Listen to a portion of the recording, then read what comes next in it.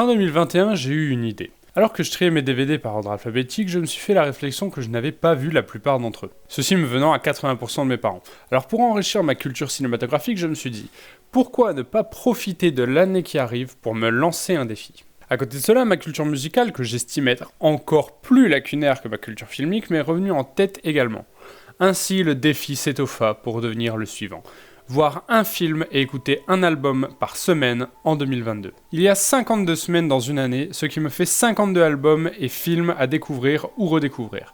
En plus de ça, puisque j'ai beaucoup trop de temps libre, je vais pouvoir noter chacune de ces œuvres et ainsi grossir ma liste de films notés et créer une expressément pour les albums. Véritablement que du bonheur. Et puis le programme est déjà fait. Les films, je n'ai qu'à suivre la liste alphabétique de mes DVD et pour les albums, j'ai pris tous les artistes dont j'avais au moins un projet aimé sur Spotify et j'ai fait une liste de tous les projets de tous ces artistes. Avec tout ça, on devrait arriver à 52 ultra facilement, non ? Eh bien, bilan de l'année 2022, 33 albums pour 72 films. Très rapidement dans l'année, deux soucis se sont présentés à moi, la motivation et le temps. Ou plutôt le manque de ces deux données. En effet, pour les albums, j'ai vite compris qu'écouter un album, c'est long. Surtout quand on a comme intention de le noter. Il faut être sûr de sa note et donc bien l'écouter et plusieurs fois. Jusqu'à être sûr de pouvoir identifier un morceau rien qu'à son titre. Ça paraît évident, mais quand on s'écoute en boucle une dizaine de morceaux, se dire « Ah ouais, tel titre, c'est le morceau qui fait ça, ok », et ce pour tous, ça demande un certain temps, en gros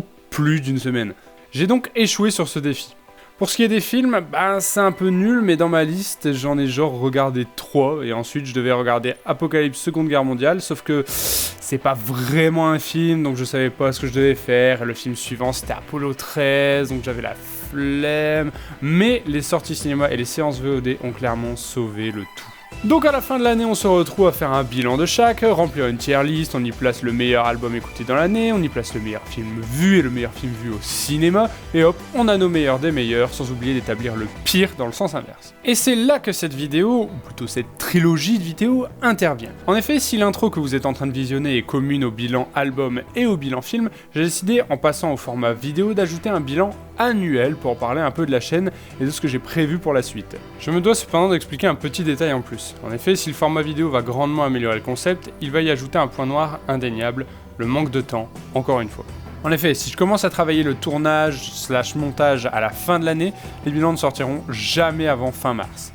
J'ai donc décidé de décaler le rythme et de prendre en compte que les albums et les films découverts ou redécouverts de janvier à novembre 2023 inclus.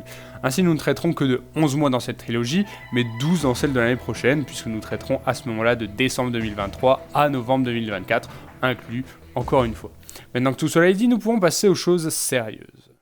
Bonjour, bonsoir à tous et bienvenue pour ce bilan film de l'année 2023. Ça y est, je peux enfin le tourner. Heureusement que je me suis pris à l'avance pour un peu tout, puisque nous sommes actuellement le 13 décembre et que je vais avoir très peu de temps pour bosser là-dessus. J'ai déjà tourné le bilan album, mais je n'ai pas encore commencé le montage. Là, ce matin, en fait, en voulant justement commencer le montage, j'ai commencé à filmer ce qui serait le fond. Parce que je voulais pas juste mettre le liche-feu de Dark Souls énième fois. En fait, je voulais vraiment mettre un fond plus dynamique. Quelle idée à la con globalement, parce que du coup je me retrouve à jouer à Spider-Man Miles Morales pendant 1 heure en New Game Plus, alors que je devrais être en train de faire mon montage. Mais bref, ce n'est pas grave, surtout que l'épisode bilan album brut, donc c'est-à-dire sans l'intro qui est commune aux deux, il dure 1h30, alors que je dois parler franchement d'une dizaine d'albums. Là, on va devoir parler d'un total de 53 films. J'espère qu'on va pas prendre trop de temps, parce que ça va être très long. Mais globalement, je vois qu'il y a quand même des films où j'ai pas grand-chose à dire. Donc ça va aller. Il y a beaucoup plus de tiers, vous le voyez, hein, le meilleur de tous, les très bons, les bons, bof, les mauvais, les très mauvais, le pire de tous. Non, si j'ai une idée de qui sera le meilleur de tous, je n'ai aucune idée de qui sera le pire. Mais ce n'est pas grave, nous allons pouvoir commencer. Alors je suis content parce que ça va, les trucs dans la tier list se sont mis dans l'ordre. Alors, nous allons pouvoir commencer. Alors, cette année a été assez légère en termes de films, hein, c'est surtout en termes de films au cinéma. J'ai eu globalement pas mal de revisionnage, hein. On n'est pas sur une année full découverte non plus. Mais, oh, quoique, c'est à moitié. Par contre, au niveau des films, ouais, enfin, les films au cinéma, c'est très léger, hein. C'est très, très léger. Globalement, vous vous en rendrez compte.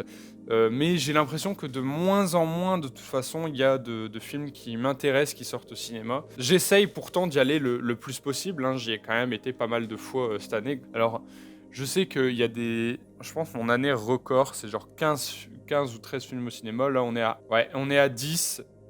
Et on ne dépassera pas 10. On est techniquement à 11, puisqu'il y a un film parmi ceux dont je vais parler que j'ai vu au cinéma, mais qui n'est pas du tout sorti au cinéma, grâce à une rediffusion. J'ai d'ailleurs raté 2001 de l'Odyssée de l'espace parce que je bossais, alors que j'attends de voir ce film dans les meilleures conditions possibles, donc c'est-à-dire soit au cinéma, soit en 4K chez moi.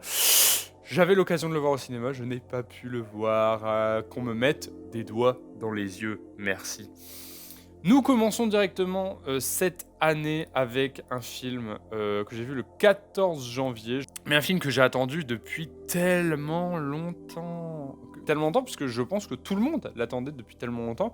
Avatar, La Voix de l'eau. Donc Avatar 2 de James Cameron. J'en profite puisque j'ai les noms des réalisateurs qui sont notés sur ma liste. Un film que j'ai globalement vraiment bien aimé, puisque je lui ai mis 4,5. Mais en ressenti, comme quoi, en vrai, la tier list, c'est vraiment juste pour illustrer, parce que ça n'a aucun sens. En ressenti, je le mettrais dans les bons, pas dans les très bons. Donc ça n'a vraiment aucun sens. Sauf si vraiment, dans les très bons, on place que ceux qui ont 4,75 ou 5. Donc Avatar, La Voix de l'eau, un film, comme je l'ai dit, qu'on attendait depuis longtemps, hein, puisque vraiment Avatar est sorti, j'étais... Alors actuellement, c'est... Ah waouh. Oh, le constat amer sur la société, il est terrible. Avatar est sorti, j'étais en CM1, CM2, donc je devais avoir 9-10 ans. Et là, je l'ai vu alors que j'étais dans ma dernière année de CAP. Donc c'est-à-dire l'année précédant mon entrée dans le monde du travail. C'est terrifiant comme constat, je trouve. Ça fait... on est de toute façon sur une suite qui a pris plus de 10 ans à arriver. C'est quand même fou, je trouve, personnellement. Je ne sais pas ce que vous en pensez, moi je trouve ça absolument dingue. Donc Avatar, La Voix de l'eau, franchement j'étais pas déçu, parce qu'en fait, je m'attendais à ce que j'ai vu. C'est-à-dire que je m'attendais pas non plus à une révolution scénaristique, donc je ne l'ai pas eu. Mais en même temps, c'est pas sur son scénario qu'on lui demande d'être incroyable, c'est sur son visuel. Et franchement, son visuel, personnellement, je n'ai absolument rien à en redire. Peut-être... Non, j'allais dire peut-être qu'il n'est pas suffisamment poussé dans ce qu'il montre. C'est-à-dire quand on voyait les bandes annonces avec les plans incroyables sur les nouveaux villages et tout, j'étais un peu en mode waouh, quand ce film va sortir, ça va être la révolution absolue en termes de ce qu'on va pouvoir nous montrer en science-fiction. Mais je suis pas ultra calé en science-fiction, hein. Moi vraiment, ma connaissance de la science-fiction, elle se limite à Star Wars. Et donc forcément, quand tu ressors par exemple de la dernière trilogie Star Wars, voir Avatar 2, la Voix de l'eau, même en trailer, c'est incroyable. Donc je vais le mettre dans les bons, mais disons que le film réussit dans ce qu'il avait déjà bien réussi avant, c'est-à-dire le visuel et les personnages, évidemment. Neytiri, oui, à chaque fois je confonds Neytiri, le nom Neytiri, avec Nefertiti, Nefertari, Vivi de One Piece, bref. Mais il n'y a pas de F dans Neytiri. Bref, Neytiri est mon personnage préféré de Avatar, et ça n'a pas changé dans La Voix de l'eau. Nous enchaînons avec une saga qui a marqué mon année, puisqu'il s'agit du 3e volet d'Harry Potter. Alors pourquoi je dis que ça a marqué mon année? D'ailleurs, je vais mettre Avatar dans les très bons, puisque je peux pas le mettre objectivement au même tiers que Harry Potter. Donc Harry Potter a marqué mon année, même si en vrai il a déjà marqué mon année précédente, parce que ça fait plusieurs années que je me refais les Harry Potter en livre. Enfin, je dis je me refais, mais je me les fais tout simplement, parce que j'étais fan de la saga cinématographique, mais je n'avais jamais lu les livres, et donc ça fait plusieurs années que je les lis. Et cette année, j'en ai lu pas mal. Alors je vais regarder lesquels j'ai lu cette année, parce que j'ai évidemment pas fait Le Prisonnier d'Azkaban cette année. Cette année, j'ai fait L'Ordre du Phénix, Le Prince de Sang Mêlé et Les Reliques de la Mort, donc les 3 derniers. Et en fait, avec ma copine, j'ai refait les films en parallèle. Alors on avait un peu fait du coin de l'œil le 1 et le 2, qui sont, spoiler, mes préférés. Et on a fait le 3, bah en fait on a fait le 3, 4, 5, 6 et c'est tout.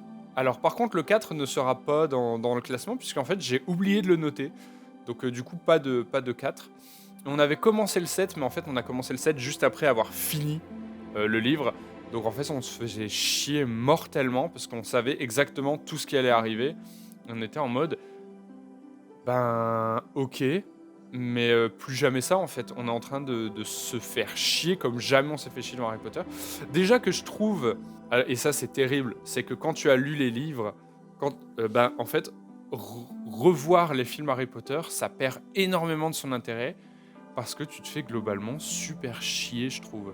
Je trouve que les films, bah forcément, ils vont beaucoup trop vite. Mais en même temps, c'est un peu le truc pour chaque adaptation. Donc en vrai, c'est un vrai pari de revoir un film après avoir lu le livre original parce que t'es en mode, bah ouais, mais du coup, ça me. Moi, honnêtement, ça m'a un peu niqué mon expérience des films Harry Potter.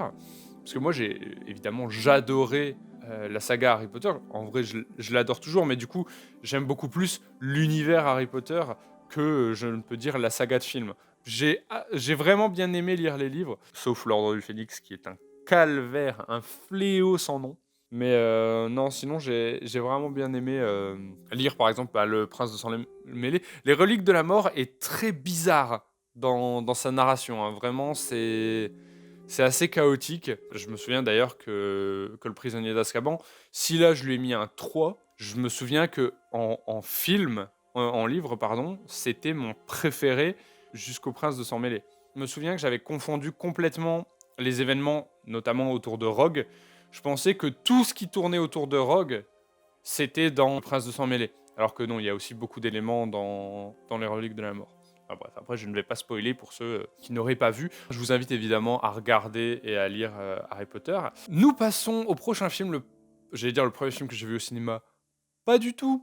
Nous allons passer à Harry Potter et l'Empire du Milieu, pas du tout. Astérix et Obélix, l'Empire du Milieu, de Guillaume Canet, un film que j'attendais pas mal, puisque pour la première fois, on avait Guillaume Canet dont j'ai apprécié évidemment Les Petits Mouchoirs et Nous finirons ensemble, et qui se lance cette fois-ci dans le pari fou de refaire un Astérix et Obélix. Alors à savoir que les Astérix et Obélix, la saga cinématographique, c'est un peu compliqué. Parce que globalement, il y en a un qui a tout niqué, une des meilleures comédies françaises et un des meilleurs films français de l'histoire, à savoir évidemment les Jeux Olympiques, LOL, Mission Cléopâtre, qui est un classique parmi les classiques, un chef-d'œuvre.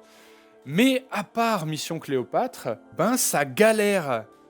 Ça galère sec. Moi, je me souviens de Astérix chez les Bretons.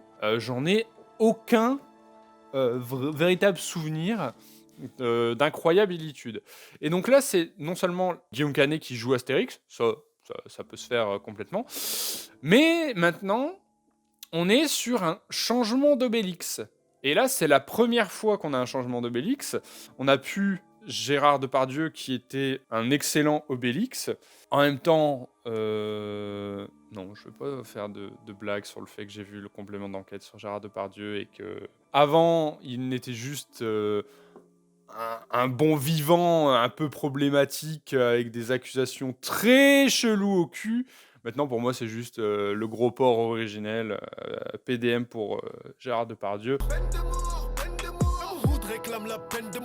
Mais ça n'empêche que moi, j'ai franchement bien aimé Gilles Lelouch en Obélix. Je trouvais qu'on était vraiment à un retour au personnage de base, c'est-à-dire à un Obélix très enfantin. Là où Gérard Depardieu le jouait un peu plus mature, entre guillemets.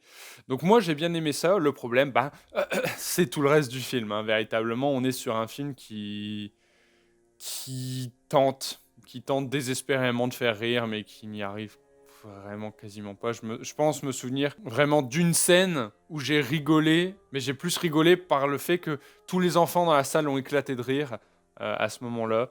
Bon, bref, le film m'a vraiment pas marqué. Je sais que le film prend le pari de blinder les références, que ce soit au niveau des acteurs, des trucs comme ça, mais se foire parce que le film ne capte pas pourquoi c'est drôle. dans Mission Cléopâtre. Donc Miskin, il part dans les mauvais, si ce n'est les très mauvais. Je pense qu'on peut le mettre dans les très mauvais quand à partir du moment où j'ai mis 1,5 au film. Donc très mauvais, véritablement. On s'en serait tous passés. Merci d'être venus et surtout, merci d'avoir essayé. Et nous passons au premier 5 sur 5 de l'année 2023. Je l'ai vu en février, le 4 février. Un film que j'avais déjà vu. Jusqu'ici, on est sur un film que j'avais déjà vu et deux découvertes, forcément. C'était des films au cinéma. Tarzan de Kevin Lima et Chris Buck. Et des studios Disney, évidemment. Tarzan, waouh. Tarzan qui est un sans faute, hein, véritablement. Tarzan, Hall of Fame des Disney. Voilà, que dire de plus, si ce n'est qu'il va dans les très bons. Et je ne vais pas faire l'erreur, puisqu'en plus là, ça va être encore plus chiant. Comme il y a déjà les notes mises dessus, je vais essayer de respecter un peu plus les notes pour les tiers. Mais globalement, je vais arrêter d'organiser au sein même du tiers. Donc Tarzan, 5e. J'ai pas grand chose à en dire de plus. C'est la première fois que je faisais voir Tarzan à ma copine. Elle a adoré. Je pense qu'elle a mis autant que moi. Elle a mis un 10 sur 10. Je suis pas sûr. Mine de rien, elle est plus à être exigeante au niveau des 10 qu'elle met. Puisque elle, je rappelle qu'elle note sur 10 et moi sur 5. Mais du coup, elle doit avoir mis 9. Bref, Tarzan, classico. Classico, contrairement à couteau tiré de ce détestable Ryan Johnson. On en reparlera au fur et à mesure, puisqu'en fait, après avoir terminé Harry Potter, même si on n'a pas terminé Harry Potter, on s'est enchaîné la saga Star Wars. Donc globalement, il y a les 7 premiers Star Wars dans ce classement, vous les verrez au fur et à mesure. Mais il n'y a pas Star Wars 8, puisqu'on l'a commencé, mais on ne l'a pas fini, parce que pour elle, c'était une torture, hein, déjà qu'elle n'a pas aimé le 7. Et évidemment, devinez qui est aux commandes de ce somptueux Star Wars 8, Ryan Johnson. Est-ce un hasard? Non. Bref, à couteau tiré, ça va dans bof, puisque à part Ama de Armas que je découvrais dans ce film, moi j'étais persuadé que c'était elle qui allait jouer Nami dans la série Netflix One Piece, que je n'ai absolument toujours pas regardé. Mais en fait, pas du tout. Ce n'est pas du tout elle qui joue Nami. Donc au final, c'est véritablement je pense, la seule œuvre où j'ai vu Ama de Armas. Je pense que c'est Anna de Armas. Oui. Bref, un nom bien compliqué. Et le film, honnêtement, c'est... Ouais, on s'ennuie. On s'ennuie très très fort quand même hein, durant ce film. J'ai pas grand chose à en dire. En fait, c'est un peu le souci. Moi, j'aime bien les films Cluedo comme ça. Mais maintenant, c'est extrêmement compliqué de faire un film comme ça maintenant, je trouve. Puisqu'en fait, tu vas regarder le film et tu vas constamment passer ton film à te dire ça peut être lui. Et en fait, tu vas soupçonner tous les personnages à un moment ou un autre. Donc, globalement, c'est impossible de surprendre avec des trucs comme ça. À moins de vraiment faire un plot twist de zinzin. Je pense notamment à 2 œuvres qui ont ce plot twist selon moi, à savoir Heavy Rain. Après, Heavy Rain a plein de fins différentes, donc moi je sais pas vraiment si la fin que j'ai eue dans Heavy Rain était vraiment celle qui faisait que. Et Le Crime de l'Orient Express, un film Hercule Poirot. Alors, il n'y a pas Mort sur le Nil. Mort sur le Nil date de l'année dernière. Et contrairement au Crime de l'Orient Express, je trouve que Mort sur le Nil est vachement plus intéressant. C'est exactement l'inverse. Contrairement au Crime de l'Orient Express, Mort sur le Nil n'a vraiment pas grand-chose d'intéressant. Et il y a eu évidemment Meurtre à Venise qui est sorti cette année. Je l'ai pas vu. Ma copine veut absolument le voir puisque c'est un film Hercule Poirot, mais sinon... Ouais, non, en vrai, je dois avouer que Mort sur le Nil avait ce petit twist aussi bien moins intéressant selon moi que dans Le Crime de l'Orient Express, mais c'est déjà des trucs qui sont toujours plus intéressants et qui, pour moi, sont bien mieux gérés que dans À couteau tiré. Hein. Vraiment, pour moi, À couteau tiré, ouais, il n'y a rien de foncièrement incroyable dans le film, contrairement à... Enfin, Mort sur le Nil, il n'y a rien de foncièrement incroyable non plus, mais c'est déjà un peu plus intéressant en fait. Donc bref, il va dans les bofs, là où est sa place. Ensuite, on enchaîne avec Nicky Larson et le parfum de Cupidon, qui est un film donc de Philippe Lachaud, et qui est un film qui globalement a tout pour être alarmant. On a une adaptation de manga en film, ce qui est très risqué de base, et en film français. Alors, moi personnellement, j'ai jamais regardé ou lu, Nicky Larson, slash, City Hunter, mais je sais foncièrement qu'il y a des codes dans les mangas, encore plus dans les mangas humoristiques de ces années-là, qui peuvent être difficilement retranscrits dans, un live action. Et pourtant, je trouve que le film s'en sort à merveille. Pour moi, c'est un 3,5, donc c'est pas non plus un très bon, c'est un bon. Mais je trouve que le film s'en sort très bien. Alors évidemment, on est sur Philippe Lachaud, donc on est sur un humour qui a tendance à être un peu beauf, hein. Moi, vraiment, Philippe Lachaud, j'ai adoré Babysitting, mais sinon, tous ces autres films, que ce soit Alibi.com ou Babysitting... Ah, Babysitting 2, ça passe encore, je trouve, mais ça perd beaucoup de sa superbe. Mais par contre, Alibi.com, pour moi, c'était mais déplorable. Et je comprends même pas qu'ils en aient fait un 2. Et j'ai l'impression que les films de Tarek Boudali, que je n'ai pas vus, hein, je vais en parler, je ne les ai pas vus. Mais de ce que j'ai vu, je pense que c'est un peu le même type d'humour. Donc, vas-y, flemme, véritablement. C'est tout ce que j'aurais à dire sur le film, pas du tout. Non, le film est vraiment... Le film est cool. Il casse pas des briques. Alors par contre, il faut que je retrouve son nom parce que ça me choque. C'est Julien Arruti. Alors Julien Arruti, il y a un délire. C'est que dans Babysitting, il joue bien. Mais en même temps, il joue bien parce qu'il est derrière la caméra, les 3 quarts du film. Mais dans Alibi.com, c'est affreux, son jeu d'acteur. J'ai rarement vu quelqu'un jouer aussi mal de toute ma vie. C'est terrifiant. Et je trouve que dans Nicky Larson, il s'en sort moyen. C'est-à-dire que c'est mieux que dans Alibi.com, mais c'est pas non plus... Alors maintenant, on va passer à un film. J'en ai parlé dans le Let's Play Bloodborne. C'est Everything, Everywhere, All at Once. Et c'est terrible. C'est terrible parce que pour moi, c'est un 2,5. Alors qu'il a, je pense, eu l'Oscar du meilleur film. Et vraiment, je suis passé complètement à côté du délire. Mais comme je l'ai dit, je ne l'ai pas regardé dans un super... je l'ai pas regardé dans le meilleur contexte possible. Puisque en fait, j'étais dans l'appartement de ma copine. Et en fait, c'est un appartement étudiant. Et elle avait un voisin, voilà, je raconte ma vie, qui était un trou du cul absolu. C'est-à-dire que le mec, il est 22h, les parois de l'appartement étudiant sont fines au point que je me souviendrai toujours de la fois où la voisine de ma copine a branché quelque chose. On l'entend qu'elle branche quelque chose.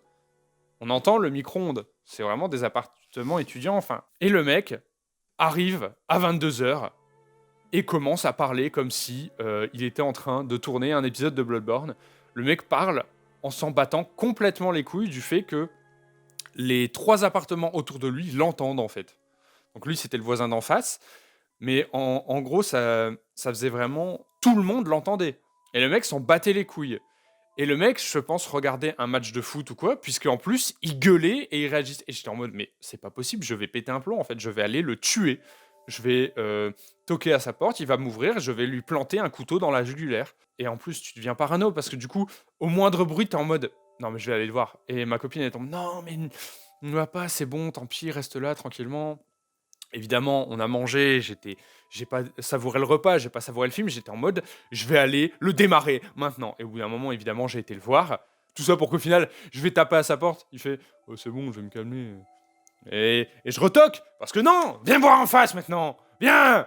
Allez, vas-y, viens te battre là. Viens, je vais le détruire, je vais le détruire. Il ouvre, il fait, ouais, c'est bon. Je fais, ouais, merci.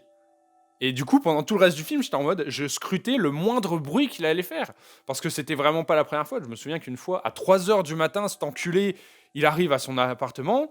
Mais je sais pas, je pense qu'il est au téléphone avec quelqu'un qui est au Soudan, parce qu'il est en mode, hé, hey, gros, tu m'entends? Oh, est-ce que t'es là? Oui. Et là, le mec, il attrape la pute.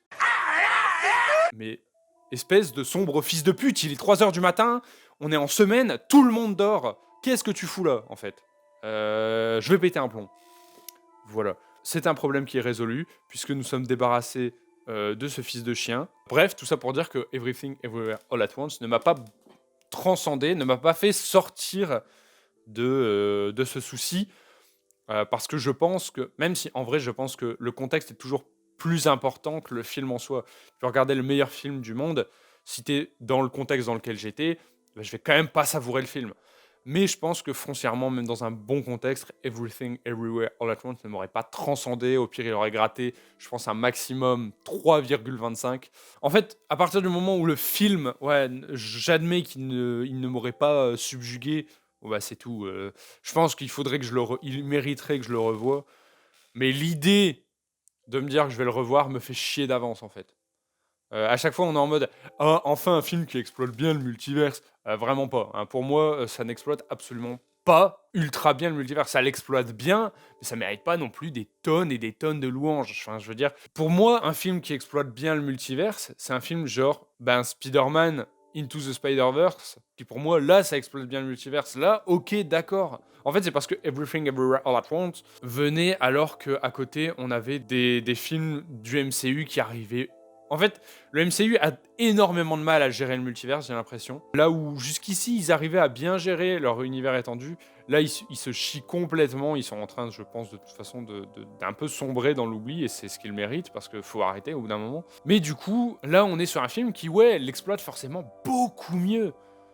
Mais c'est pas non plus transcendant, quoi. C'est bof. Voilà, bref. Nous passons maintenant à Babylone de Damien Chazelle, qui va dans les bons. Il va pas dans les très bons, alors que je l'ai noté 4,25. On est sur un film qui est sympathique, Babylone. Peut-être un peu long. Moi, je sais que, honnêtement, c'est assez terrible, mais maintenant, tout ce qui me ressort du film, c'est l'aspect crado. Parce qu'en fait, le film a ce truc d'être... Ouais, non, ce film est crado, en fait. Je sais pas ce qui se passe dans la tête de Damien Chazelle quand il fait le film, parce que Damien Chazelle, j'ai déjà vu évidemment La La Land, qui pareil ne m'a pas transcendé non plus. Mais ouais, à côté, La La Land, c'est propre, c'est lisse, tout ça. La Babylone, alors ok, il y a l'aspect « Ah, mais c'est la crasse du show business, c'est la crasse du monde de la nuit. » Ok, c'est la crasse, parce que autant la scène dans les caves, qui a fait couper le film à ma meuf alors qu'on était au cinéma. C'est-à-dire que jusqu'ici, elle kiffait, et là, elle a eu une rupture, stop, le film est nul à chier, je ne l'aime pas, point. Parce qu'elle trouvait que c'était une rupture beaucoup trop brutale dans le ton du film. Moi, les ruptures brutales dans les tons des films, je les aime bien en général. Donc moi, ça m'a pas dérangé. Là encore, je peux comprendre. Bon, il y a une scène où un mec se fait pisser au visage par une meuf. Mais bon, là, c'est dans l'ambiance. Ouais, c'est la fête. Ouais, pisse-moi à la gueule, c'est ce que je dis. Bon, pourquoi pas. Ok. Là, je peux comprendre que c'est la crasse du monde de la nuit, du monde du showbiz. Le film qui s'ouvre quasi sur un anus d'éléphant qui te chie à la gueule. Non, là, c'est pas la crasse du monde de la nuit. Là, c'est juste un éléphant en train de chier. La crasse du monde de la nuit, c'est pas non plus Margot Robbie qui a un dîner mondain se met à gerber une attaque pistolet à eau hydrocanon sur le parquet de la maison. Non, pour moi, ça c'est juste des trucs où tu te dis, mais le réalisateur du film est scato. Enfin, vraiment, il y a des délires où tu te dis, mais arrête-toi là, en fait, mec. C'est gênant pour tout le monde. Et malheureusement, personne ne lui a dit que c'était gênant sur le tournage. Il a fait son délire. Babylone, par contre, a fait un petit four. Et je parle pas des trucs que tu manges au Nouvel An. De ce que j'ai vu, il s'est bien ramassé la gueule. Ça, par contre, c'est en vrai un peu triste, je trouve. Parce que le film ne le mérite pas non plus. Hein, le film, en vrai, il est cool. Surtout quand c'est des grands films comme ça, c'est selon moi cool. Donc ça peut être intéressant de voir ce qu'ils vont apporter à la salle. Le fait de relancer les salles qui ont toujours un peu de mal, j'ai l'impression. Moi, j'ai pas revu une salle blindée depuis pas mal de temps. Et les quelques fois où, en vrai, j'ai vu une salle blindée, c'était pour des films plus pour enfants. En vrai, Avatar, il y avait du monde. Astérix Obélix, il y avait du monde. Mais sinon, ouais, c'était rarement... Voir une salle à moitié remplie, c'est déjà une sacrée perf, selon moi. Après, évidemment, entre le Covid et les services de VOD streaming, c'est toujours plus compliqué de trouver du monde en salle. Moi, je suis le premier à dire que les services de VOD sont très, très cool, mais je suis aussi un peu le premier à dire que ils sont tous imparfaits, en fait. C'est-à-dire que pour moi, mon service de VOD préféré, c'est Disney+. En vrai, c'est mon préféré parce que j'aime beaucoup son interface et son catalogue, mais au niveau de ses sorties, Disney, ça est de la daube absolue. Sortir un film en cinéma, puis le sortir 2 semaines après sur ton service de VOD, mais je sais pas à quel moment déjà qui est l'abruti qui a eu cette idée, mais en plus qui sont les abrutis qui n'arrêtent pas ce système-là. Moi, j'ai été voir l'année dernière Encanto, je l'ai vu au cinéma, ma meuf l'avait déjà sur Disney+ en Belgique. C'est-à-dire que le film est encore au cinéma, je l'ai même pas encore vu, je peux déjà le voir chez moi, je vais pas dire gratuitement, mais avec mon abonnement. Et c'est clairement un doigt dans le cul dans les salles en fait. Puisque le film déjà en salle, il va avoir moins de monde parce que les gens vont se dire « Ah mais c'est un Disney, donc il va forcément sortir dans un mois, 2 mois, allez, 6 mois sur Disney+. » Encanto, là, je sais qu'il vient d'arriver sur Disney+ en France. Bon, bah, ok, 1 an après. Mais le sortir en même temps sur Disney+ en Belgique, déjà, le fait que les catalogues soient pas les mêmes en fonction des pays, c'est ultra chiant. Hein. C'est un argument de choix pour les VPN, mais c'est ultra chiant. Par exemple, le Manoir Hanté, ma mère voulait le voir. Elle peut pas le voir puisqu'on est sur Disney+ en France. Mais en VPN, n'hésitez pas à me faire un petit OP, moi je suis chaud. Moi, j'ai pas l'IPTV. Moi, je l'ai pas. Voilà, je dis les termes. Eh ben, l'IPTV, c'est incroyable comme concept. Moi, j'aurais kiffé qu'il y ait une version, et vous allez me dire, mais c'est pas possible pour plein de raisons. Et je vais vous dire, ta gueule, je le sais, un Spotify du streaming. C'est-à-dire un service unique qui marche pour tout. C'est-à-dire que t'as... En gros, quand un film sort en DVD... Alors par contre, c'est le meilleur moyen de tuer le DVD. Ça j'en ai pleinement conscience. Mais moi qui suis le premier à acheter des DVD et des Blu-ray, je le fais parce que ce service n'existe pas. Si ce service existait,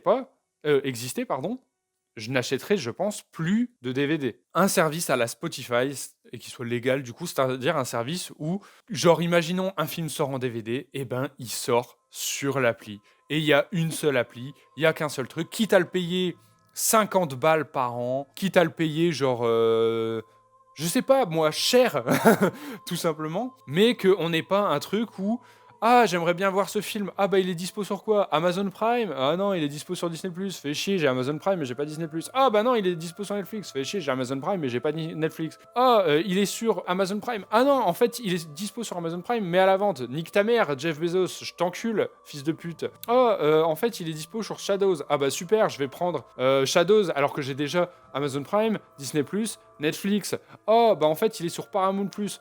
Encule ta sœur la pute. Non, on se fait chier, c'est chiant, nique ta mère. Par contre, tu me dis « Ah, j'aimerais trop voir ce film. Ah, bah il est dispo sur rien. » Ok, ben écoute, ce que je vais faire, c'est que je vais aller me faire enculer pour ma culture cinématographique. Et en fait, c'est ça qui me dérange, c'est que j'ai conscience que, en vrai, Spotify, il y a ça, mais c'est parce que la musique, maintenant, se diffuse comme ça. Le cinéma ne se diffuse pas par des sorties VOD. Il se diffuse principalement toujours par le cinéma. Hein, c'est son nom. Mais du coup, pour moi, je trouve ça super chiant en fait. Combien des films que j'ai vus cette année, je les ai vus en streaming. T'enlèves le streaming, combien de ces films j'aurais pu voir sans le streaming? C'est simple, Avatar la voix de l'eau, je l'ai vu au cinéma, Tarzan, je l'ai vu sur Disney+, Harry Potter, je l'ai vu en DVD, Nicky Larson, je l'ai vu en replay à la télé, Babylone cinéma, Couteau tiré Netflix, Everything Everywhere All at Once streaming et Astérix Obélix cinéma. Le ratio, je trouve qu'il représente bien tout le reste. Donc c'est-à-dire qu'on a vraiment tout qui est représenté. Et majoritairement représenté, c'est le cinéma. Le fait d'aller voir les films en salle. Après, j'ai conscience que c'est parce que moi je suis comme ça, moi je raisonne comme ça. Mais pour moi, ça reste quand même quelque chose qui, en vrai, est assez représentatif. Puisque je pense que tout le reste est comme ça. En vérité, j'ai pas vu énormément de films en streaming. Mais ça fait chier de me dire que la plupart du temps, des grands classiques ou quoi, bah, je peux pas les voir parce que City of Light de Charlie Chaplin, des vieux films à l'ancienne, tard Alfred Hitchcock, bah, ils sont pas sur des trucs comme les services de VOD, parce que les services de VOD, ils préfèrent nous faire des trucs plus récents, ce qui peut se comprendre, ou alors nous produire des séries qui sont absolument extraordinairement nulles à chier. Véritablement, Netflix, je te regarde. Pour moi, Netflix, au début, c'était la base, mais quand tu captes un peu ce que tu peux avoir sur Amazon Prime, bon, au-delà du fait qu'Amazon Prime, bon, c'est dégueulasse, hein, voilà, les termes sont lâchés, Amazon Prime, c'est absolument hideux comment c'est présenté. En plus, le fait que tu tapes un film, tu as le film dispo, et en fait, tu te rends compte que le film... Ah ben non, en fait, tu peux l'acheter 15 €. Mais insérer ici tout ce que j'ai dit sur Jeff Bezos avant. Si c'est pas lui qui gère, je m'en bats les couilles, je tape sur Amazon parce que nique sa mère Amazon. Mais... Ok, je reproche à Disney d'un peu chier au niveau de ses productions actuelles. Mais putain, Netflix, faut aller vous faire enculer, hein. Vraiment, ce que vous faites, c'est à 80% de la grosse daubasse. Et tout le monde le dit, tout le monde le sait. Là, la dernière fois, j'en ai reparlé. Les séries Netflix, au plus elles avancent, au plus... Mais on souffle, mais d'une force. Oh là là là là, les Sex Education, les Stranger Things. Et encore, Stranger Things, ça a réussi à recapter un peu de l'intérêt sur la dernière saison, hein, parce que ça commençait à sacrément se casser la gueule. La Casa des Papel. En fait, quand vous avez une bonne série, faites une saison ou deux parce que vous savez pas tenir la distance, les gars. Sex Education, la première saison, j'ai bien aimé. La deuxième saison, ça allait encore, mais au plus ça va, au plus t'es en mode, mais gros, je ne vais même pas terminer tes 8 épisodes. On se fait chier. Déjà, tes épisodes, ça dure 1h30, j'en ai marre. Bref, tout ça pour dire que j'ai pas kiffé Babylone. On va passer à autre chose, on va passer à un bon film. On va passer à une bonne adaptation. Alors, je sais pas si c'est une bonne adaptation du livre, j'ai jamais lu Stand By Me de Stephen King, mais je sais que Stand By Me est un film culte pour moi, et c'est un 5 sur 5, évidemment. Il passe dans les très bons. C'est Stand By Me. Stand By Me que j'ai vu à la télé. Stand By Me, je l'ai vu à la télé avec mes parents. Bon, bah, on a kiffé Stand By Me. Oui, je le dis haut et fort. Oui, ça la dit. Ah, les popettes maintenant. Il y a aussi l'aspect bien nul à chier qu'à partir du moment où un film est sur un service de VOD, il l'est pas éternellement. Hein, le nombre de trucs... Twin Peaks dans mes veines. Twin Peaks était sur Netflix avant que j'ai Netflix. J'ai eu Netflix. Twin Peaks n'était plus sur Netflix. Je n'ai jamais vu Twin Peaks.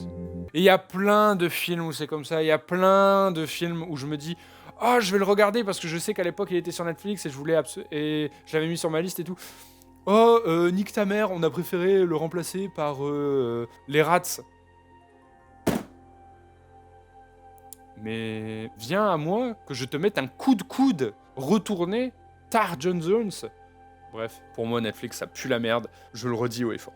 Les derniers gros trucs que j'ai regardés sur des services de VOD, c'était absolument pas sur Netflix. Là, je suis en train de me refaire Desperate Housewives. Je m'étais fait Malcolm avant, et c'était du Disney+. Ah si, il y a le Cabinet de Curiosité qui est sur Netflix, qui est une série que j'apprécie bien regarder de temps en temps. Sinon, ouais, c'est zéro. Est-ce que je vous ai déjà parlé du flow ? Oui, je vous ai déjà parlé du flow. Je vous en ai parlé l'année dernière, quand on parlait des films de Quentin Tarantino et qu'on parlait de Bullet Train. En fait, le flow... Alors, je parle pas du flow F-L-O-W, pour moi, c'est une variation de ce truc, parce que le flow F-L-O-W, c'est la classe. Moi, là, je parle de charisme brut de pomme, le charisme ultime. John Wick fait partie des personnages qui ont le flow. Et John Wick, ça va dans les bons. John Wick, j'avais déjà vu, j'ai mis 4,5.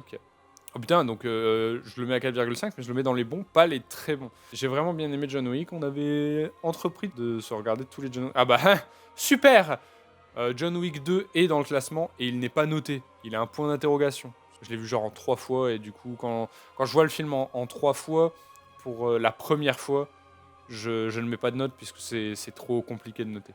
On skip beaucoup, hein. Par exemple Stand By Me, j'ai été très rapidement là-dessus, j'aurais pu parler du fait que c'est une adaptation de Stephen King. Après j'ai pas lu Stand By Me, donc pour le coup je peux même pas parler de quoi que ce soit dessus, contrairement à Shining, Misery ou ça que j'aurais pu noter de telle façon. Là vraiment c'est... Ce que je peux en dire par contre, c'est Harry Potter 5 et l'Ordre du Phénix. J'ai mis combien ? J'ai mis 3,5, c'est terrifiant. Quoi, j'ai mis 3 au livre ? Mais alors que c'était une torture. L'Ordre du Phénix en livre est ultra chiant. Vraiment, c'est... Déjà, c'est le tome d'Harry Potter le plus long. Et c'est ultra chiant parce que c'est de la politique à mort. Et en fait, moi, la politique, c'est un truc qui a tendance à m'intéresser. Moi, je sais que, par exemple, Hunter x Hunter, il y a pas mal cet aspect politique. Moi, j'adore cet aspect politique dans Hunter x Hunter. Pareil pour la prélogie dans Star Wars, j'adore l'aspect politique. Là, dans l'Ordre du Phénix, on se fait juste extrêmement chier. En plus, le film a Dolores Umbridge, qui, selon Stephen King, est le personnage le plus cruel qu'il n'ait jamais vu. Dolores Umbridge est une sacrée grosse pute, oui, je pense qu'on peut le dire. Ouais, le film, je vais le mettre dans les bofs, hein. Il m'a vraiment pas marqué plus que ça. Je sais qu'il y a l'amourette avec Cho Chang, qui est l'un des pires personnages d'Harry Potter. Bref, on se fait bien chier comme il faut. On enchaîne avec les autres. Pareil, que dire sur les autres, si ce n'est qu'il va dans les... Ah, il va dans les bons ou les très bons ? J'ai mis 4. Un film que j'ai vu sur Amazon Prime. Voilà.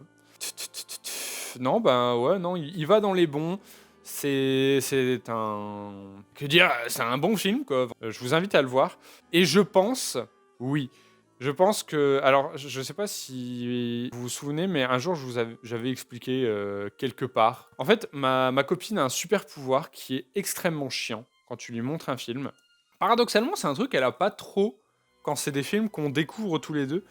Mais quand c'est un film que moi j'ai déjà vu, je sais pas comment elle fait, mais elle arrive à toujours capter le twist avant.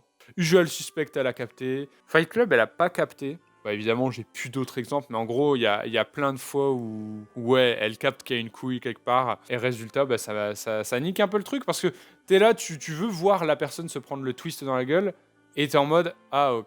Et elle te le dit en mode, non, bah en fait, le méchant, c'est lui. Je fais, ah, vas-y, arrête de me parler. Et là, je pense que les autres, elle n'a pas capté le twist. Ça m'a fait plaisir. Mais ça m'a fait plaisir, comme mon visionnage du Chapeauté 2, qui va dans les très bons, puisqu'il est à 4,75. Alors, c'est le premier très bon que je mets à ne pas avoir 5. Pas du tout. Avatar, la voix de l'eau à 4,5. Au point que je le baisserais peut-être dans les bons. Il faudrait un truc genre moyen. Est-ce que c'est pas exactement bof? Bof, je vais le renommer. Je vais mettre les moyens. Je vais y mettre les moyens, lol. Ha ha ha. Ha ha ha ha. Nique ta mère! Merci. Et on parlait de flow. Le grand méchant loup, messieurs dames. Le grand méchant loup, il a le flow. D'ailleurs, la première apparition du grand méchant loup m'a tellement fait penser au Bourbon Kid. Non, vraiment, j'ai adoré ce film. C'est un film où je me suis dit, dès qu'il sort en DVD, je me l'achète. Je l'ai toujours pas acheté. Je pense qu'il y a qu'un seul film que j'ai vu au cinéma cette année où je me suis dit, dès qu'il sort en film, je l'achète. Et je l'ai effectivement fait. Donc, bref, on est sur Classico del Madrido. Vraiment, excellent film. Alors, tout le monde va dire est-ce que t'as déjà vu un méchant comme le grand méchant loup? Je ne pense pas. C'est vraiment une révolution. L'antagoniste du film, on n'a jamais vu un tel antagoniste dans un film d'animation. Ah oui, ça je suis d'accord. Faut arrêter aussi. Il a du flow, oui, il est incroyable, mais faut arrêter non plus de. C'est pas le méchant de la décennie non plus. Il est très bien. Merci, c'est tout ce qu'on lui demande. Bref, le Chapeauté 2, un bon petit classique. Un bon petit classique comme, j'ai bien l'impression, Monster House. Alors par contre, Monster House, j'ai noté 5. Et c'est le premier 5 sur 5 où je me dis, j'ai peut-être un peu surdosé. J'allais dire, je pense que Monster House, quand je vais le mettre dans le classement global, il aura déjà été noté et il n'aura pas été noté 5 sur 5. Mais je pense pas. Je pense que malheureusement, il est noté qu'une seule fois. Alors je dis malheureusement parce qu'en fait, ça me dérange d'avoir un film qui soit noté à 5 sur 5 quand j'estime que il mérite peut-être pas non plus. Mais bon, maintenant, il est à 5 sur 5. Voilà. Monster House, qui pour moi est un excellent film d'horreur pour enfants. Vraiment, c'est un film à faire voir à vos enfants pour les initier un peu. Pour un Halloween de Noël. Ah, ouais, je viens de voir. Inspiré par Arthur Crowning avec son bilan film 2022. J'ai voulu faire pareil avec chaque film que j'ai découvert. C'est fou. Donc c'est mon ami Jordan qui poste un tweet en disant qu'il a été inspiré par mon bilan film de 2022 pendant que je suis en train de tourner le film de 2023. Big up à toi, Jordan. Tu es dans le bilan de l'année 2023. Merci pour tout. Donc voilà, Monster House, Big Dinguerie. Big Dinguerie, contrairement à Murder Mystery. Alors Murder Mystery, je vais le mettre dans les mauvais alors qu'il est à la même note, donc 1,5, donc la même note que Astérix et Obélix, pour la simple et unique raison que je ne me souviens plus du film. Vraiment, je me souviens juste de Danny Boone, de la Tour Eiffel et d'une explosion, mais c'est tout. Vraiment, le film ne m'a absolument pas marqué. Et déjà, Murder Mystery 1, j'étais un peu en mode ouais, bon, allez. Moi, Adam Sandler, j'ai une répulsion envers lui. Pour moi, Adam Sandler, dans ma tête, c'est un gros beauf pas drôle. Et à chaque fois que je le vois, notamment dans les 2 Murder Mystery, j'ai juste cette impression que, en effet, c'est un beauf pas drôle. Et je suis en mode, ben, du coup, on se fait chier la bite. Murder Mystery, ça va dans les mauvais.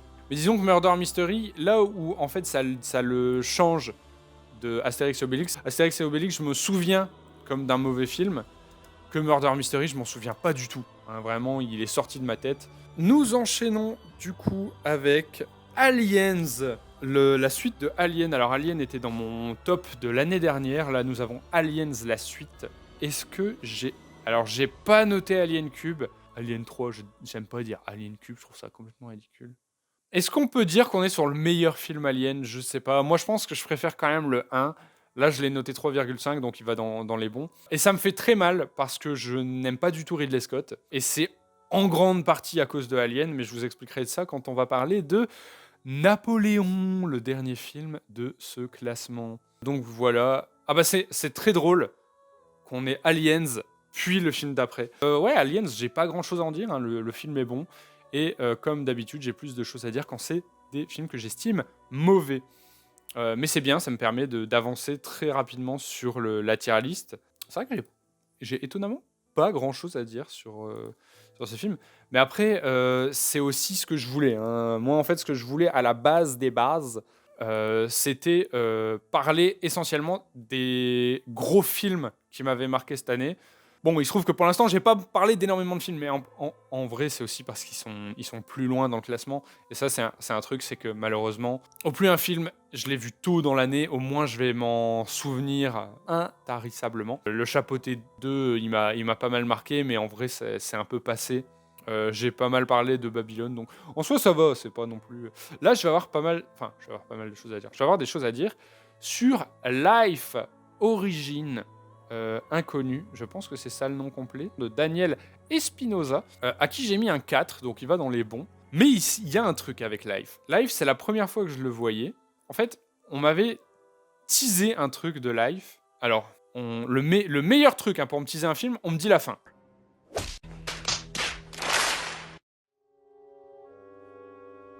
On me dit à la fin, on se rend compte que... Je vais vous le dire parce que c'est pas le cas. Alors... Juste avant que je vous le dise, pourquoi il y a Ryan Reynolds sur l'affiche du film? Ça, c'est un mystère. Point. On enchaîne.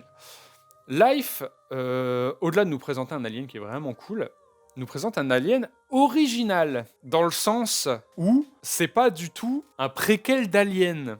J'en avais parlé avec un mec qui était fan d'Alien, d'ailleurs. Quand je vous dis le mec était fan d'Alien, c'était sa saga cinématographique préférée. Le mec kiffait Alien. Et il m'a dit, Life, c'est trop bien. À la fin, on se rend compte que c'est un préquel d'Alien. Alors, pendant tout le film, je l'attendais et je me disais, mais c'est pas possible. J'en aurais forcément entendu parler. Un préquel d'Alien. Mais du coup, c'est un préquel bien préquel, hein. Parce que Life, ça se déroule genre dans un peu le futur. Alien, c'est carrément le futur. Et je me serais dit, ben non, j'en aurais forcément entendu parler que Life était un préquel d'Alien. Et je me suis dit, il a quand même pas confondu avec Prometheus. Prometheus qui se vend comme étant un préquel d'Alien. Et au final, je pense que si. Je pense que le mec a confondu et je pourrais plus jamais lui demander puisque je ne côtoie plus ce gars-là. Vraiment, j'étais en mode, mais ça n'a pas de sens de croire à une telle chose. Et au final, donc non, Life n'est pas du tout un préquel d'Alien, c'est un film de science-fiction plutôt sympathique. On enchaîne ensuite avec John Wick 2. John Wick 2 que je vais mettre dans les bons, mais je l'ai pas noté, vous le savez, lol PTDR, donc on enchaîne directement. Non, John Wick 2, il est cool, mais pour moi, il est moins bien que le 1. Il est cool, il mérite pas d'aller dans les moyens, mais il est pas non plus incroyable. Je pense que vraiment, c'est genre un 3. Harry Potter et le prince de sang mêlé. Premier Harry Potter qui va dans les bons, pas du tout. Harry Potter et le prince de sang mêlé, j'ai mis 3,75 parce qu'en fait, à l'époque, je voulais faire des vidéos qui n'étaient pas des let's play et je savais pas quoi faire. Je cherchais désespérément un sujet et à un moment, j'ai hésité à parler de la nostalgie. Parce que moi, j'en parlerai un peu plus en détail dans le bilan de l'année 2023. Ça fait quelques années où j'ai un sentiment de nostalgie de dingue envers la saga Harry Potter. C'est-à-dire que la saga Harry Potter, j'ai l'impression que, je sais pas, j'ai vécu dans cet univers à un moment. J'ai un sentiment de nostalgie de malade. Alors que, ben non. Tout ce que je connaissais d'Harry Potter, c'était les films. Et pourtant, j'avais une image des films que les films n'ont pas. Et du coup, j'étais en mode, d'où elle vient cette nostalgie? Je savais pas quoi en dire. Et en fait, je suis ultra déçu de la fin d'Harry Potter et le prince de sang mêlé, puisqu'il se passe des événements de fou. Je le savais puisque j'avais lu le livre. En fait, moi, dans ma tête, je savais ce qui se passait. Je me l'étais romancé. Et pour moi, j'étais en mode ah, c'était vachement mieux dans ma tête. Et du coup, j'étais un peu déçu. Je veux dire, pour moi, en film, c'est le meilleur film, mais non, mon préféré reste La Chambre des Secrets. Oui, je préfère les 2 premiers Harry Potter, parce que, en fait, pour moi, c'est les 2 qui synthétisent le mieux cette ambiance Harry Potter que je kiffe. Savoir l'ambiance de Noël, l'ambiance festive, tout ça. 12 hommes en colère est un film cultissime, classique du cinéma, un chef-d'œuvre du cinéma. Mais, comme c'est un classique, comme c'est un film culte du cinéma, il n'est pas sur les plateformes de VOD. Donc je l'ai vu en streaming, je le dis. Et j'ai mis un 5 sur 5. Donc on est sur le 2e film 5 sur 5 où je me dis, je l'ai peut-être un peu surnoté. Mais en vrai, j'ai bien kiffé le film. Je pense que je l'ai moins surnoté que je n'ai surnoté Monster House. Donc je pense qu'en vrai, peut mériter son 5 sur 5 quand même. J'ai vraiment beaucoup aimé 12 hommes en colère. Je vous invite à le regarder. Déjà, rien que pour l'aspect, comme je dis, culte. Hein, c'est vraiment un film où j'arrêtais pas d'en entendre parler ces dernières années. Je voulais absolument le voir. Je l'ai vu. Et j'ai vraiment kiffé. C'était vraiment sympathique. Que dire d'autre ? Non, je voulais juste redire que j'ai regardé John Wick dans un aéroport, voilà, puisque j'étais en train de partir en Tunisie. Fin de l'anecdote. J'étais en train de me dire après la vidéo, je pourrais peut-être faire un screen de la dernière tier list et le mettre sur les réseaux, et je me suis dit, bah en fait, ce serait complètement con parce que ça niquerait absolument tout le concept. Nous avons ensuite Super Mario Bros, le film.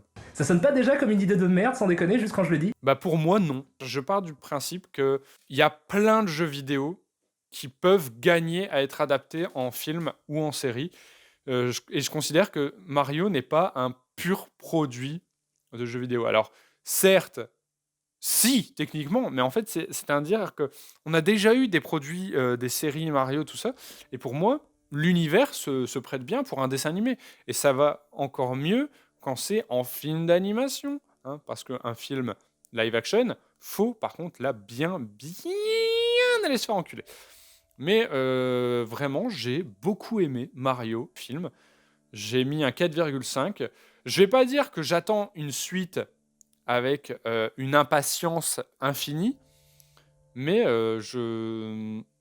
non, franchement, j'ai bien aimé le film. Et j'ai pas grand-chose à en dire de plus. Je suis désolé, c'est terrible. Mais la non-analyse que je fais de chacun de mes films, en fait, j'ai juste des anecdotes à en raconter. Mais que voulez-vous ? J'estime que ce sont des bons films. Qu'est-ce que je vais dire de plus ? On fait le petit screen habituel et nous allons parler d'un Tarantino. Est-ce que c'est le premier Tarantino de l'année ? Oui. Est-ce que c'est le seul ? Oui. Et c'est bien malheureux ? Oui. Inglourious Bastard, le premier et le seul Tarantino que j'ai vu de cette année, alors que j'en ai vu quand même pas mal l'année dernière. Hein. L'année dernière, j'ai vu Kill Bill, j'ai vu Reservoir Dogs, j'ai vu Death Proof, j'ai vu Django. Et Inglourious Bastard, en fait, c'est simple, les Tarantino, soit j'adore, soit j'aime bien, soit j'aime pas du tout, genre Reservoir Dogs. Et Inglourious Bastard, j'aime bien, donc il est à 3,5. C'est pas un Tarantino qui m'a transcendé, c'est vraiment pas mon Tarantino préféré. Mon Tarantino préféré pour l'instant reste Once Upon a Time in Hollywood, suivi de Django, suivi de Death Proof. Mais il faudrait que je me refasse Kill Bill, que je me mate Kill Bill 2. Et il y a un film que je veux absolument voir, c'est évidemment True Romance, qui n'est pas un Tarantino, mais qui est écrit par Tarantino. Et en vrai, il faudrait que je me fasse tous les Tarantino, globalement. J'ai hâte de voir, parce que je pense qu'en plus, Tarantino a attaqué le tournage de son prochain film, qui sera normalement son dernier. Voilà. Donc, Inglourious Bastard, c'est fin sympathique, voilà. Waouh. Alors ça, c'est terrible. J'ai mis Glass Onion au même niveau qu'Inglourious Bastard. Mais genre pas sur le même tiers. J'ai mis la même note. Waouh, et j'ai mis le film d'après encore plus haut que les deux. What the fuck. Alors là, messieurs, dames, on est sur deux films qui... Waouh, putain, je ne comprends pas ce qui m'est passé par la tête. J'ai mis Glass Onion donc à 3,5, donc dans les bons. En vrai, il mérite, selon moi, 3,25. Il est vraiment meilleur que À couteau tiré. En fait, c'est toujours le truc, c'est que ça ne casse toujours pas des briques. Même si, et ça par contre, je dois forcément l'avouer, le dénouement est selon moi vachement mieux. Donc en gros, Glass Onion, j'ai pas grand chose à en dire, si ce n'est que. En fait, il y a un aspect dans le film, mais c'est un aspect qui est un peu moqué par le film, c'est le délire. Ouais, on est tellement tous sulfureux, tellement tous hyper importants, enfin, hyper hors des règles, tout ça, mais c'est un truc qui est moqué dans le film. Moi, c'est un truc qui m'exaspère. Le concept même, je sais plus comment il s'appelle, mais en gros, ceux qui bouleversent l'ordre établi par la science. Non, pour moi, vraiment, c'est de la grosse daube. Mais sinon, ouais, le film est vachement plus cool qu'à couteau tiré. De toute façon, il mérite d'être dans un tiers au-dessus. Par contre, de là à mettre 3,75 à Donjons et Dragons, alors que pour moi, pareil, il mérite 3,25 dans mes souvenirs. Hein. Enfin, c'est le B à bas, quoi. Alors, je comprends pas pourquoi je l'ai mis aussi haut. Je sais que j'avais bien aimé, mais faut se calmer, quoi. Alors, par contre, c'était une pure séance cinéma popcorn, comme on l'entend au sens strict du terme. Hein. C'est-à-dire que je l'ai vu évidemment au cinéma, et c'était en mode ah putain, le film il est cool. Fin de mon rapport à ce film. Non, parce que Donjons et Dragons, quand j'y repense, c'est un film en mode c'est tellement dispensable en fait. C'est un film, tu le mates, tu l'oublies une semaine après. Contrairement à ce fameux film que j'ai vu au cinéma, mais qui n'est pas sorti au cinéma cette année. On parle ici de Raging Bull, que j'ai mis à 4,75, donc film de Scorsese, premier film de Scorsese, pas du tout. Mais le plus vieux film de Scorsese que j'ai vu, à savoir que j'ai un problème avec les films de Martin Scorsese, parce qu'il dure trop longtemps, sa mère, la reine des chouins. Bordel, j'ai beaucoup aimé Les Affranchis. Je pense que Les Affranchis restent mon film de Scorsese préféré. Ah non, il y a Shutter Island, bordel. Non, c'est vrai que Martin Scorsese a fait quand même des films que j'adore. Shutter Island, Le Loup de Wall Street, j'aime beaucoup. En vrai, j'ai un bon rapport à Scorsese. Parmi les grands réalisateurs, je n'ai pas vu alors que je voulais le voir, et ma copine elle voulait le voir aussi, mais on n'a pas eu l'occasion. The Killer of the Flower Moon, j'aurais préféré le voir par rapport à des films que j'ai vus au cinéma à cette période. Napoléon, bref. Voilà, Raging Bull, en plus un film sur la boxe. Vraiment, un film sur la boxe. Alors par contre, j'ai beaucoup de respect pour la boxe. J'ai très peu de respect pour le monde de la boxe. Telle est ma tirade de fin. Nous allons ensuite passer à Nope. Nope, qui est un film de Jordan Peele, qui m'intriguait beaucoup. Parce que en fait, tu ne comprends pas du tout de quoi parle le film, rien qu'en voyant les bandes annonces. C'est un truc qui est assez appréciable et qui change d'habitude. Mais là, vraiment, on était sur un point où même pendant le film, tu ne comprends pas. Et en fait, moi, j'ai beaucoup de mal avec les films de Jordan Peele. C'est-à-dire que Get Out, j'ai pas du tout aimé. J'ai pas du tout apprécié Us. Je me suis fait chier comme un rat mort devant. Contrairement à Nope. Nope, j'ai mis 3,75 et j'ai beaucoup aimé. Et pour le coup, pour une fois, je n'étais pas contre le fait que ma copine, après le film, aille voir Nope signification sur Google. D'habitude, à chaque fois, elle va voir signification du film qu'on vient de voir et je suis en mode, mais gros, enfin, il n'y a pas de besoin de signification à Black Klansman. Enfin, je veux dire, mais elle aime bien regarder les fins. C'est comme No Country for All Men. Il faut qu'elle sache la fin. Il faut qu'elle sache. Mais pour Nope, j'étais un peu en mode, ils disent quoi sur Internet? Et c'est vrai que quand tu entends Jordan Peele qui s'exprime sur notamment la scène du singe, c'est, selon moi, vachement intéressant et important d'avoir la signification de cette scène. Parce que, très, très sincèrement, pour comprendre ça pendant le film...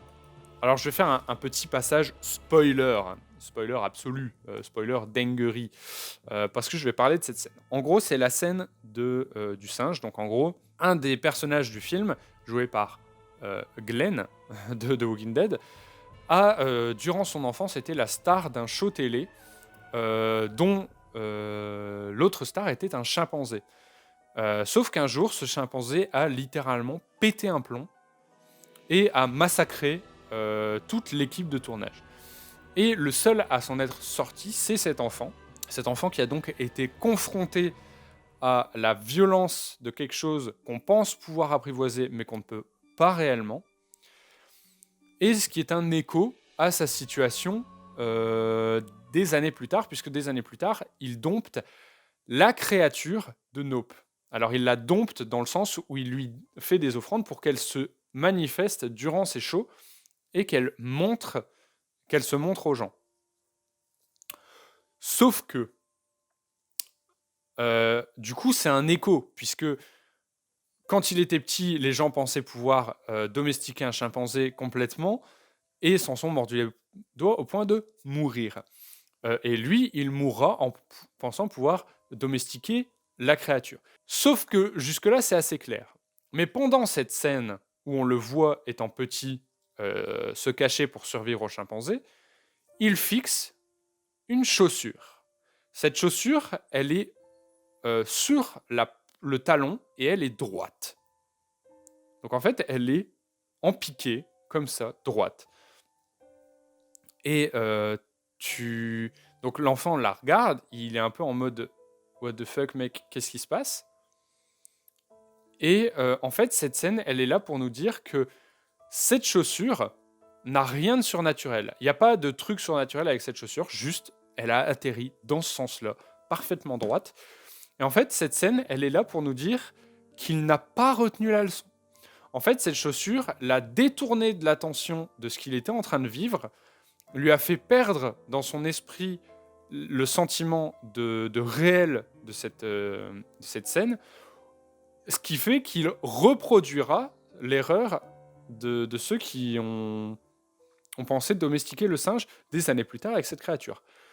C'est Jordan Peele qui a donné la signification, et bordel, merci à lui en fait. Parce que pour aller te chercher que « Ah, en fait, c'est machin... » Waouh, mais gros, c'est tellement tiré par les cheveux que toi-même, quand tu me l'expliques comme ça, je suis en mode... Tu l'as trouvé un peu au pif, ton explication, mec. C'est vrai que durant tout le film, tu te poses la question de c'est quoi vraiment cet aspect-là, comment ça se fait qu'il y a ça, et au final, tu n'as pas de réponse à proprement parler. Donc, bref, Nope, ouais, c'était cool. Ouais, non, c'était cool. Et surtout, évidemment, gros big up à la personne qui a eu l'idée de ce design. Je vais pas en dire plus, parce que vraiment, pour moi, c'est super bien trouvé. Et c'est surtout un film de son genre qui est très original, selon moi. Nous passons maintenant à Spider-Man Into the Spider-Verse, qui va directement dans les bons. Alors, il va dans les bons, alors je l'ai mis à 4, mais c'est parce que pour moi, en fait, non, il va dans les très bons. Il va dans les très bons. Spider-Man Into the Spider-Verse, c'est du très bon, c'est du plaisir en barre de 50. Vraiment, on adore ça. Ah ouais, mais non, je sais pas, c'est pas... Les très bons, les bons, ils sont pas... En fait, il faudrait un truc les meilleurs. Donc, film que ma bien-aimée n'a pas apprécié, et j'en suis dévasté. En fait, c'est juste que c'est pas son style. Moi, comme elle avait kiffé les Spider-Man de Sam Raimi, pour moi, elle aimait bien Spider-Man en général, mais non, c'est juste qu'elle a bien aimé les films de Sam Raimi, point. Elle était pas du tout aussi réceptive. En plus, je me suis dit, c'est de l'animation, et c'est de la bonne animation, elle va kiffer. Je me suis pris les pieds dans le plat. Nous passons ensuite à un film... Ah si, je lui ai demandé en fait, parce que pour moi, elle avait pas du tout aimé. Mais en fait, si, elle a bien aimé. Pourtant, il va quand même dans les mauvais. Oh, c'est Funny Games US de Michael Moin Haneke. Nique ta mère. Puis la merde, ce film. Ah, j'ai mis 2,75. Je lui ai mis une meilleure note 4 coups tirés. Pourtant, c'est dire. Alors que pour moi c'est du 2,25. Hein. Je sais pas pourquoi j'ai mis 2,75. C'est vrai que je le revois. J'ai pas envie de le revoir. J'aime pas les films comme ça.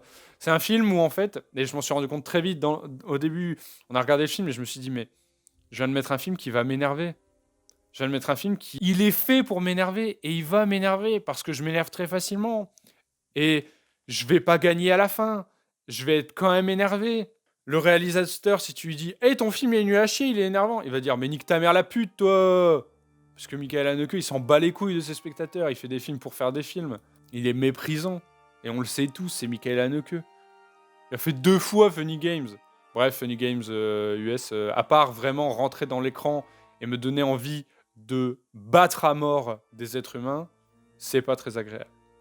Autant l'acteur principal qui joue dans Dawson. Mais Brady Corbett, bordel, mais cette tête, par pitié, comment peut-on avoir autant une tête à claque? C'est plus une tête à claque, c'est une tête à chasser dans la gueule. Oh là là, j'ai envie de lui crever les yeux et de faire des crochets avec mes doigts quand ils sont dans ses yeux et de tirer le plus fort possible sur sa tête. C'est terrible. J'ai envie de le massacrer, ce gars-là. C'est affligeant de bêtises. Bref. Passons à un classique. Quand je me suis lancé dans cette vidéo, quand je me suis lancé dans l'écriture de l'intro de cette vidéo, je me suis dit, je vais faire une séquence d'un autre film. Donc vous allez, à un moment, dans cette tier list, vous allez avoir un passage de la tier list qui va être préenregistré en fait. C'est pas du live entre grosses guillemets comme je le fais là. C'est un passage qui sera monté en amont. Il est déjà monté en amont, je l'ai fait hier. Et ce passage, il va parler de, selon moi, le film le plus marquant que j'ai vu cette année. Et je me suis dit, je vais parler des meilleurs films que j'ai vus cette année comme ça.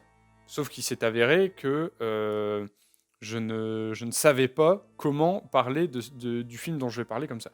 Si ce n'est que pour moi, on tient le meilleur film Spider-Man de l'histoire, un des meilleurs films de super-héros de l'histoire, un de mes films de super-héros préférés, Spider-Man Across the Spider-Verse, qui va directement dans les très bons.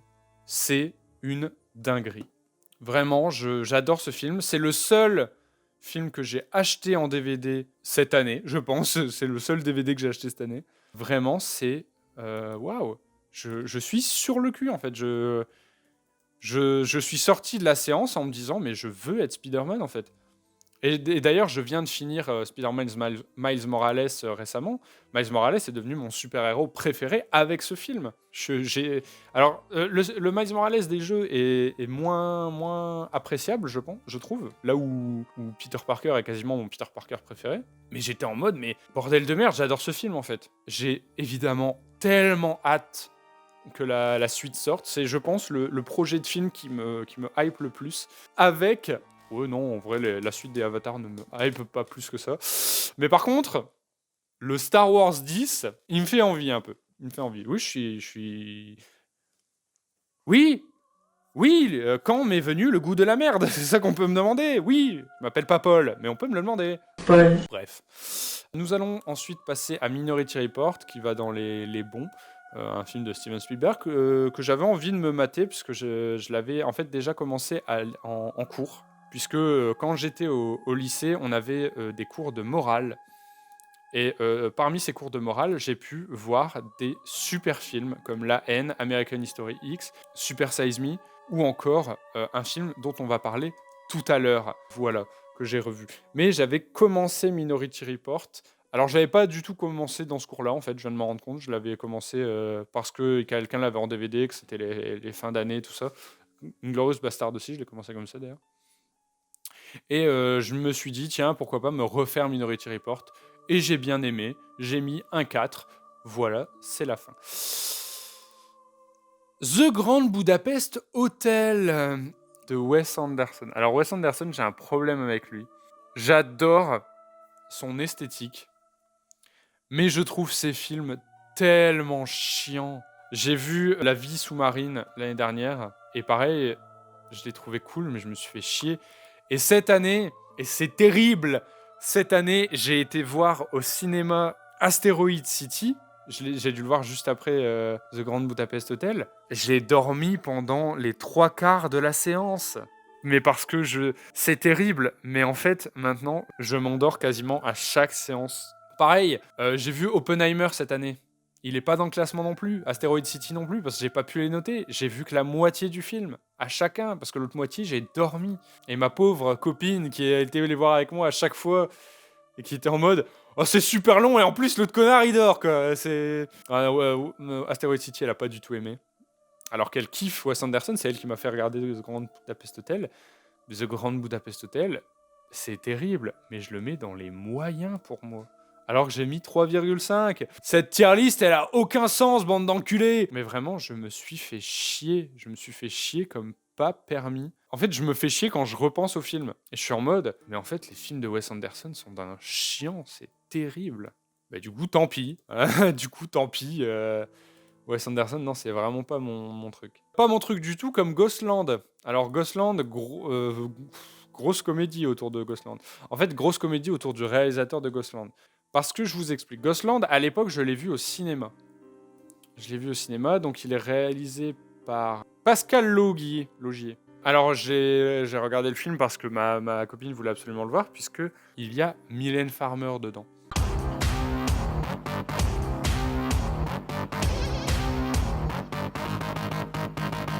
Je pense que non, je pense qu'elle savait même pas qu'il y avait Mylène Farmer dedans. Bref, en tout cas, ma copine est fan de Mylène Farmer. Et moi, Ghostland, je l'avais vu au cinéma à l'époque, et je m'étais pas mal fait chier. Je me souviens que l'un des commentaires que j'avais mis, parce que déjà à l'époque, je commençais à mettre des commentaires sur les films que je voyais, le commentaire que j'avais mis, c'est que j'avais plus pensé au fait que j'avais un putain d'aft pendant tout le film, que de vraiment m'intéresser au film. Et je l'avais trouvé pas dingo, Ghostland. Mais en fait, c'est parce que pour moi, Ghostland, il pense être bien plus qu'il n'est. Il pense être un hommage à Lovecraft, il pense être un hommage à Massacre à la tronçonneuse, tout ça. Oui, il est peut-être fondamentalement des trucs comme ça, mais c'est le b.a-ba du truc, quoi. Vraiment, c'est pas incroyable, Ghostland. Et du coup, c'est tout ce qui en ressort, en fait. Alors, ok, il y a un twist qui est intéressant, qui est pas un twist, qui est un truc... puisque c'est un twist, en général, c'est à la fin, là, c'est au milieu, bref. Mais c'est comme Martyr. Moi, Martyr, honnêtement, je préfère Martyr, mais j'ai pas du tout été transcendé par Martyr. Je me souviens que Martyr, pareil, à la fin du film, j'ai dû lutter contre le sommeil, mais ça, c'est pour le coup pas un signe d'ennui, c'est juste que vraiment, moi, j'ai du mal à regarder des films sans vouloir m'endormir. Mais du coup, c'est Ghostland, j'ai mis 3,25, c'est vraiment bof tiers, quoi, c'est ni plus ni moins. Contrairement à Predator! Ouais, les flingues dans la jungle, Arnold Schwarzenegger, ses gros muscles. Bref, j'ai beaucoup aimé Predator, j'ai mis 5 sur 5. C'est un classique. J'adore Predator et je préfère Predator à Alien. Voilà, c'est dit. Bisous, on passe à la suite. Et je suis content, puisque j'ai donc montré Predator à ma copine, et qu'elle a kiffé. Elle a bien aimé Predator, elle s'attendait vraiment pas à ça. Alors elle a kiffé, elle a pas kiffé au point de préférer Predator à Alien, mais puisque Alien est une de ses sagas de films préférées. Et je pense même sa saga purement cinématographique préférée, alors que maintenant elle a eu Star Wars, donc forcément, j'ai bouleversé l'ordre établi, mais non, vraiment Predator, excellente découverte. Alors, il y a un truc bizarre avec le 34e film. Avez-vous vu l'épisode 19 de mon Let's Play sur Bloodborne? Si cette question vous semble complètement hors sujet, n'ayez pas peur parce que c'est tout à fait normal. Vous allez voir que pour une fois, je vais partir dans tous les sens, mais cette fois, je sais où je vais. Dans cet épisode, je visite une zone du jeu appelée le Cauchemar de Mensis. Un nom tellement adapté. Maintenant, vous arrive-t-il comme moi d'avoir des souvenirs marqués? Par exemple, vous écoutez une musique pour la première fois sur le chemin de l'école, et lorsque vous écoutez cette musique à nouveau, vous revoyez ce que vous faisiez en la découvrant la première fois. Personnellement, j'ai ça tout le temps. Comme je l'explique dans la description de l'épisode 24, je parie que vous n'aviez jamais vu qu'il y avait des commentaires en fin de description, j'ai refait la zone des laboratoires en écoutant la trilogie des Lost Media de Feldjup. Ainsi, je ne peux plus m'empêcher de penser à ces vidéos quand j'explore les laboratoires. C'est ça ce que j'appelle un souvenir marqué. Maintenant, quel est votre vidéaste préféré? Quand je me pose la question, les noms qui me viennent en tête sont Alt236, Lin the Sun, Durandal, The Great Review, ou même Feldjup. Feldjup que j'ai découvert en grande partie cette année. Mais pourtant, le vidéaste qui aura marqué mon année 2023, il s'appelle Artu. J'ai découvert Artu en mai, après qu'il ait sorti une vidéo Iceberg sur les films dérangeants et glauques, thème qui semblait central sur sa chaîne. Et comme c'est un sujet que j'appréciais tout particulièrement, et qu'il avait annoncé une deuxième partie à venir, je me suis abonné en l'attendant. La vidéo en elle-même me laissait honnêtement un léger goût de trop peu. L'iceberg était peu rempli, en opposition totale à ce que j'estime être la meilleure trilogie de vidéos qu'est l'iceberg de Feldup sur la face cachée de YouTube, ou encore les 5 parties de l'iceberg de Reddit de Senawak, qui aura d'ailleurs bien marqué mon année 2023 sur YouTube d'ailleurs. Je vous invite d'ailleurs grandement à vous abonner à sa chaîne et à celle d'Artu, et d'ailleurs la chaîne de tous les vidéastes que j'ai cités. Mais en plus de ça, j'étais un peu déçu de voir que Arthur, qui nous présentait l'iceberg, n'avait pas vu la plupart des films dont il parlait, même pour les plus connus. Mais il y en a un qu'il avait vu, et moi non. Un film auquel il avait dédié une vidéo tout entière, un film qui avait attiré grandement ma curiosité. Megan is Missing, 2011, États-Unis. Nous sommes en juin. L'envie de voir Megan is Missing devient de plus en plus grande. Pourquoi ? Parce que je marche à la carotte. Lorsqu'on veut me faire regarder un truc, que ce soit une série, un manga ou même juste me faire jouer à un jeu vidéo, le meilleur moyen est de me dire à tel moment, il y a la scène du. Et de simplement m'expliquer que cette scène est dingue, sans rien me dire de plus. Ça va instantanément générer une hype folle et peut-être même me faire regarder la chose en question. Mais cet effet peut avoir 3 issues possibles. La première, la meilleure globalement, je regarde l'œuvre, je l'apprécie et en effet la chose qu'on m'a vendue est dingue. La deuxième, je regarde l'œuvre mais je n'avance que parce que cette carotte me fait avancer et une fois la scène passée, je lâche l'affaire. Et la troisième, la chose en question est décevante, comme par exemple me vanter la scène de l'aéroport dans Reservoir Dogs pour qu'au final il n'y ait aucun aéroport dans le film, parce que c'est une gare, et donc attendre la scène jusqu'à la fin du film, et même pendant le générique de fin. Megan is Missing m'a été vendu comme un film ayant traumatisé TikTok. J'ai TikTok, mais je pense avoir un algorithme assez fermé et je n'ai donc jamais entendu parler de ce film sur ce réseau. Et le délire du « ce film a traumatisé tout le monde » est franchement pas un argument de poids. J'ai été voir Titan en salle parce que grave, le film précédent de la réalisatrice était un de mes films préférés, mais l'argument dit « des gens ont quitté la salle durant le festival de Cannes parce qu'ils ne supportaient pas le film ». Pour Irréversible, c'est totalement compréhensible. Pour Titan, je cherche toujours ce qui a pu faire frémir la foule. Nous sommes donc en juin, l'envie de voir Megan is Missing est toujours plus grande, mais je viens d'infliger le visionnage de 2 films à ma copine que celle-ci n'a pas aimé. L'idée de la traumatiser avec un autre film horrible n'est pas super emballante pour ma crédibilité en matière de partage d'idées de films à regarder. Pourtant, on se lance quand même dans le visionnage. Megan is Missing fait un choix très couillu dès le début de son récit. On nous apprend que Megan, une jeune fille de 14 ans, a disparu et qu'une semaine après, c'est sa meilleure amie qui subira le même sort et que le film que nous allons voir est composé de tous les métrages trouvés les concernant, que ce soit des appels vidéo ou des enregistrements de Amy, sa meilleure amie en question.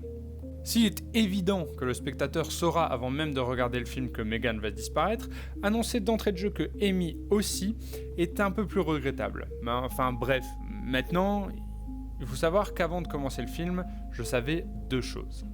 Je savais que les 20 dernières minutes du film étaient les pires, que c'était là que le plus dur se trouvait, et je ne connaissais que un mot. Un objet, assez anodin, mais qui représentait une scène du film. Ensuite, je savais autre chose. Car vous savez, je suis un idiot. Pourquoi ? Parce que quand un film d'horreur m'intrigue, mon premier réflexe c'est d'aller me renseigner dessus sur Google. Sur Google, images. J'ai donc commencé le film en m'étant fait spoiler un des éléments de fin. Maintenant que cela est dit, comment s'est passé le visionnage ? Eh bien en 4 parties. La première, on découvre le film, les acteurs ne sont pas transcendants mais pas foncièrement mauvais non plus, et le film prend son temps. Il n'est pas très long, donc il peut se le permettre, puisque ça va lui permettre de bien développer ses personnages, de laisser le spectateur s'y attacher pour condenser l'atrocité à la fin. La deuxième, le film continue sa trajectoire mais commence à amener dans son récit des éléments particulièrement dérangeants, notamment le fait que les personnages centraux parlent sans aucune pression d'une évidente agression sexuelle subie par une enfant, de quoi franchement bien pourrir l'ambiance en amoureux et faire presque couper le visionnage du film à ma bien-aimée. La troisième, la dernière demi-heure. Ce que je m'apprête à révéler n'est pas directement la fin du film. Vous pourrez encore le découvrir puisque je vais parler de ce qui entoure l'évident événement le plus important du film, la disparition de Megan. Jusqu'ici le film était plutôt calme. On développe beaucoup les personnages différents, certains sont un peu bizarres et d'autres sont vraiment ultra glauques. Le film ne mérite absolument pas sa réputation. Est-ce que vous savez ce que c'est une clim ? Megan disparaît et Amy se met activement à sa recherche. Elle est persuadée de savoir qui est le coupable et cherche à tout prix à aiguiller les enquêteurs sur cette piste. Quand soudain, le film nous annonce sur fond noir que plusieurs jours après la disparition de Megan, des photos d'elle sont apparues sur un site obscur et horrible du atroce Darknet. Ouh, ça fait peur. Sauf que le film nous balance les photos. Avez-vous vu l'épisode 13 de mon Let's Play sur Bloodborne ? Dans celui-ci, j'explique avoir baigné dans les films d'horreur étant petit. J'adorais l'aura que le cinéma d'horreur avait à mes yeux. J'adorais visiter les vidéoclubs en étant gosse pour chercher du regard les boîtes de films d'horreur. J'en parlais tellement que mes proches en venaient à être naturellement inquiétés. Quand un gamin de 11 ans te parle constamment de films d'horreur, c'en est assez normal. Au final, j'en ai pas vu tant que ça, surtout parmi les grands classiques. Je n'ai jamais vu un seul film Vendredi 13 ou Freddy, sauf l'opus crossover des deux, étrangement. J'ai découvert les films originaux Halloween et Massacre à la tronçonneuse que très récemment. Je n'avais avant cela vu que les remakes, mais aucun de ces films ne m'a vraiment fait peur. Conjuring, Hérédité, Insidious, le projet Blair Witch, L'Exorciste, ces films ne m'ont jamais fait peur, malgré leur terrifiante réputation. Alors pourquoi, des mois après avoir vu Megan is Missing, les photos trouvées de Megan sur le Darknet me mettent autant mal à l'aise? Je me souviens véritablement avoir été horrifié par cette scène, et quand le film nous annonce que les 20 prochaines minutes sont les extraits jamais diffusés que la police a retrouvés, alors là, la tension était à un point jamais vu devant n'importe quel film que je ne pouvais voir à mon âge. Au point où, à la demande de ma copine, nous avons arrêté le visionnage avant la fin. Un mois plus tard, nous avons terminé le film avec la 4e partie du visionnage. La tension était bien redescendue, mais j'avais quand même l'impression d'attendre la scène que je connaissais, comme on attend la chute d'une montagne russe. Ma copine avait fini le film les yeux fermés, et notre verdict était sans appel. Elle a noté le film 2,5 sur 10, je l'ai noté 5 sur 5. De ma vie entière, jamais un film d'horreur ne m'avait autant fait ressentir la peur, et jamais un film ne le fera sûrement jamais. Et ainsi, Megan is Missing, qu'on m'avait pas mal vendu comme une daube absolue, est devenu l'un de mes films préférés que je ne souhaite jamais revoir.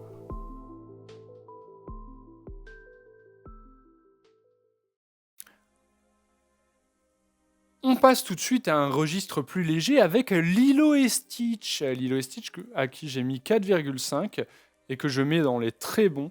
Vraiment, un excellent tiers des Disney en général, hein, vraiment. Disney Pixar d'ailleurs, Lilo et Stitch, si je ne m'abuse. Non, vraiment, j'aime beaucoup Lilo et Stitch. Mais en fait, moi, ce que je voulais à la base, c'était pas montrer Lilo et Stitch à ma copine, c'était lui montrer Leroy et Stitch. Leroy et Stitch, à qui j'ai mis 4, à Lilo et Stitch, j'ai mis 4,5. Donc les deux sont en bon, mais vraiment, j'ai préféré Lilo et Stitch. Mais en fait, moi, je kiffais surtout Leroy et Stitch quand j'étais petit parce que j'aime beaucoup plus cet aspect plein de créatures différentes qu'on voit, machin. Sauf qu'il était évident de se rendre à l'évidence que Leroy et Stitch, c'est clairement pas du même acabit, rien qu'au niveau de l'animation, que Lilo et Stitch, tout simplement. Donc voilà, je vous invite à regarder Lilo et Stitch et à regarder Leroy et Stitch quand même, parce qu'en vrai c'est quand même cool. Et puis surtout, je suis étonné, mais je pense que ça vient des séries animées, c'est le fait que Leroy soit quand même pas mal populaire. J'ai été à Disneyland cette année. J'ai été à Disneyland juste avant de voir Lilo et Stitch et tout, je pense. Ou alors vraiment juste après. Dinguerie, dans le sens où Leroy est vachement connu en fait. En vrai, j'en suis content, puisque moi j'adore Leroy. Et alors, il est pas le 6-2-7, il est le 6-2-8, je pense. Parce que le 6-2-7, il est dégueulasse. C'est littéralement un Stitch avec un putain de grand front. C'est Leroy avec un grand front, du coup, puisque c'est un Stitch rouge. On passe à un classique. Est-ce qu'on repasse à un classique ? D'un classique à un autre. Est-ce qu'on parle de Fatal, messieurs, dames ? Est-ce qu'on en parle ? Ah, putain, les gars.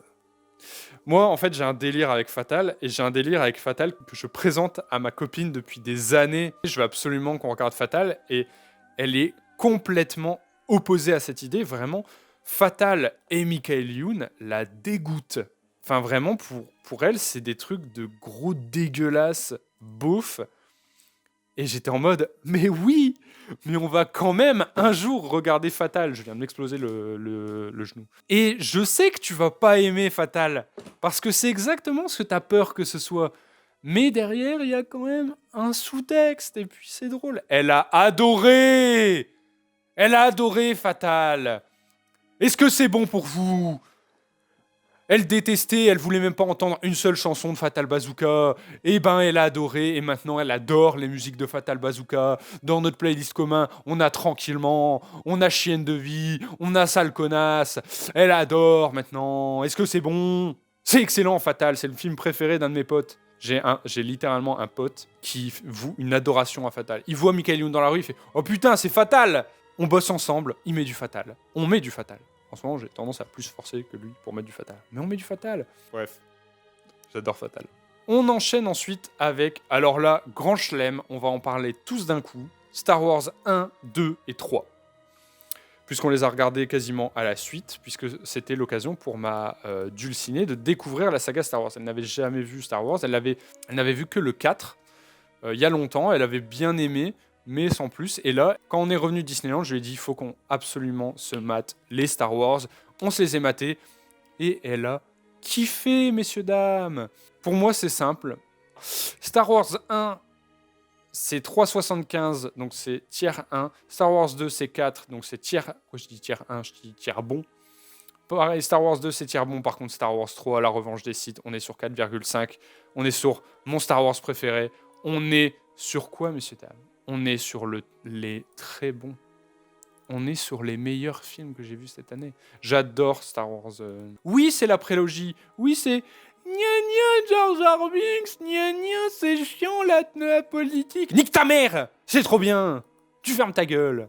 C'est pas possible, ça. D'être mal éduqué comme ça. Bon sang de bonsoir. Ma copine a adoré la prélogie. Nous enchaînons avec un film que, pour le coup, on a beaucoup moins adoré. Ninja Turtle Teenage Years, que je vais mettre dans les moyens directement, puisque j'ai mis 2,5, et c'est exactement ce que ce film est pour moi, c'est-à-dire OK, il est OK tiers.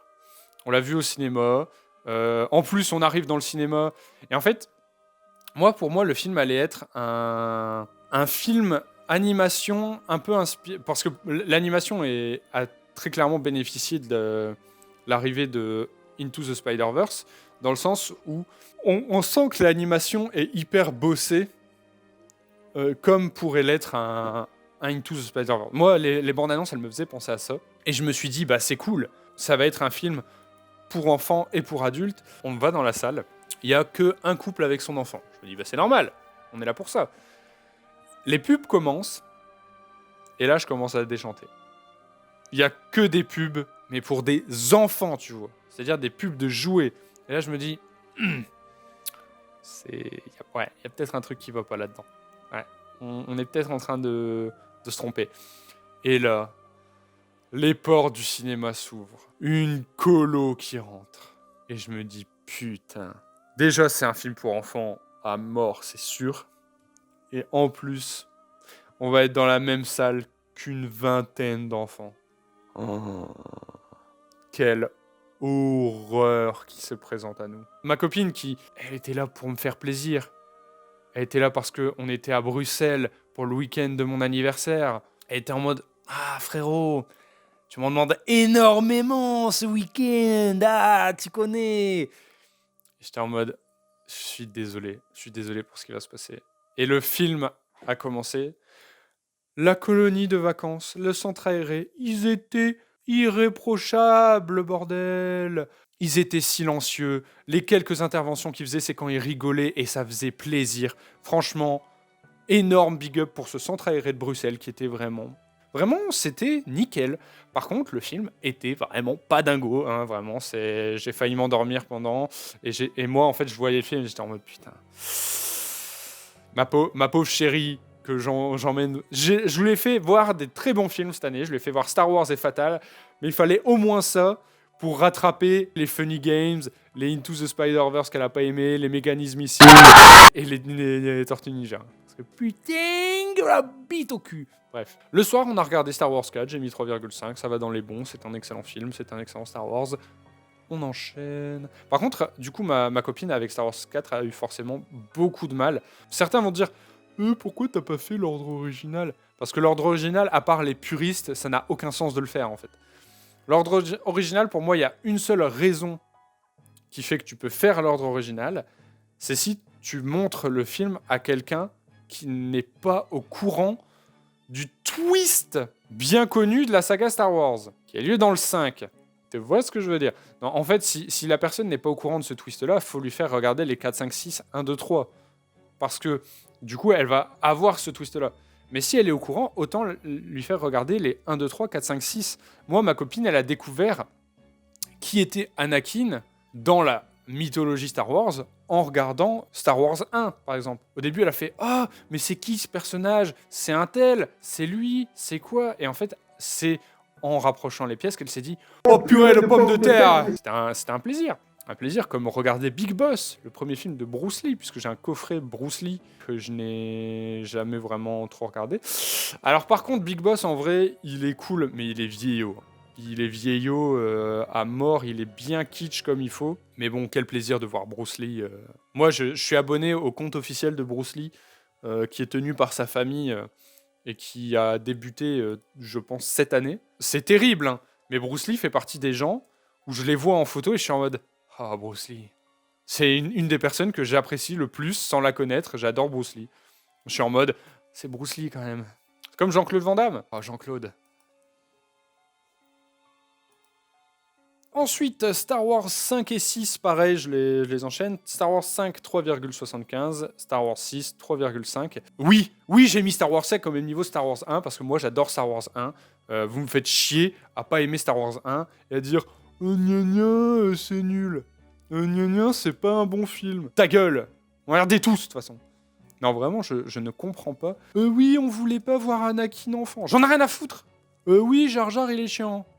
Excuse-moi, t'es content actuellement de l'état de ton monde du cinéma hollywoodien? Tu regrettes pas de Jar Jar qui faisait 2-3 blagues de temps en temps parce qu'il était cocasse? C'est bon, là. Faites chier. Alors, un film que j'ai vu également à l'école, Bowling for Columbine. Alors, Bowling for Columbine, qui est un film qui, globalement, était nécessaire à revoir pour moi. Puisque, forcément, quand je l'ai vu à l'époque... j'étais au lycée, j'étais un peu con, pourtant je suis un peu moins. Et du coup, pour moi, c'est beaucoup plus intéressant de revoir Bowling for Columbine maintenant. Le souci est que le film, autant au début, il est cool, il est bien et tout, autant à force, sur la fin, tu te fais chier un peu sur Bowling for Columbine. Je l'ai quand même mis dans les bons, parce que je lui ai mis 3,25, mais très sincèrement, terminé le film en étant en train de jouer à Minecraft, mais je me disais...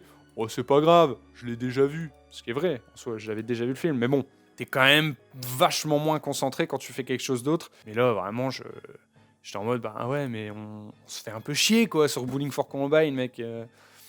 Mais non, Bowling for Columbine est quand même très cool. Et surtout, il est très intéressant à revoir une fois que vous avez vraiment un point de vue plus adulte.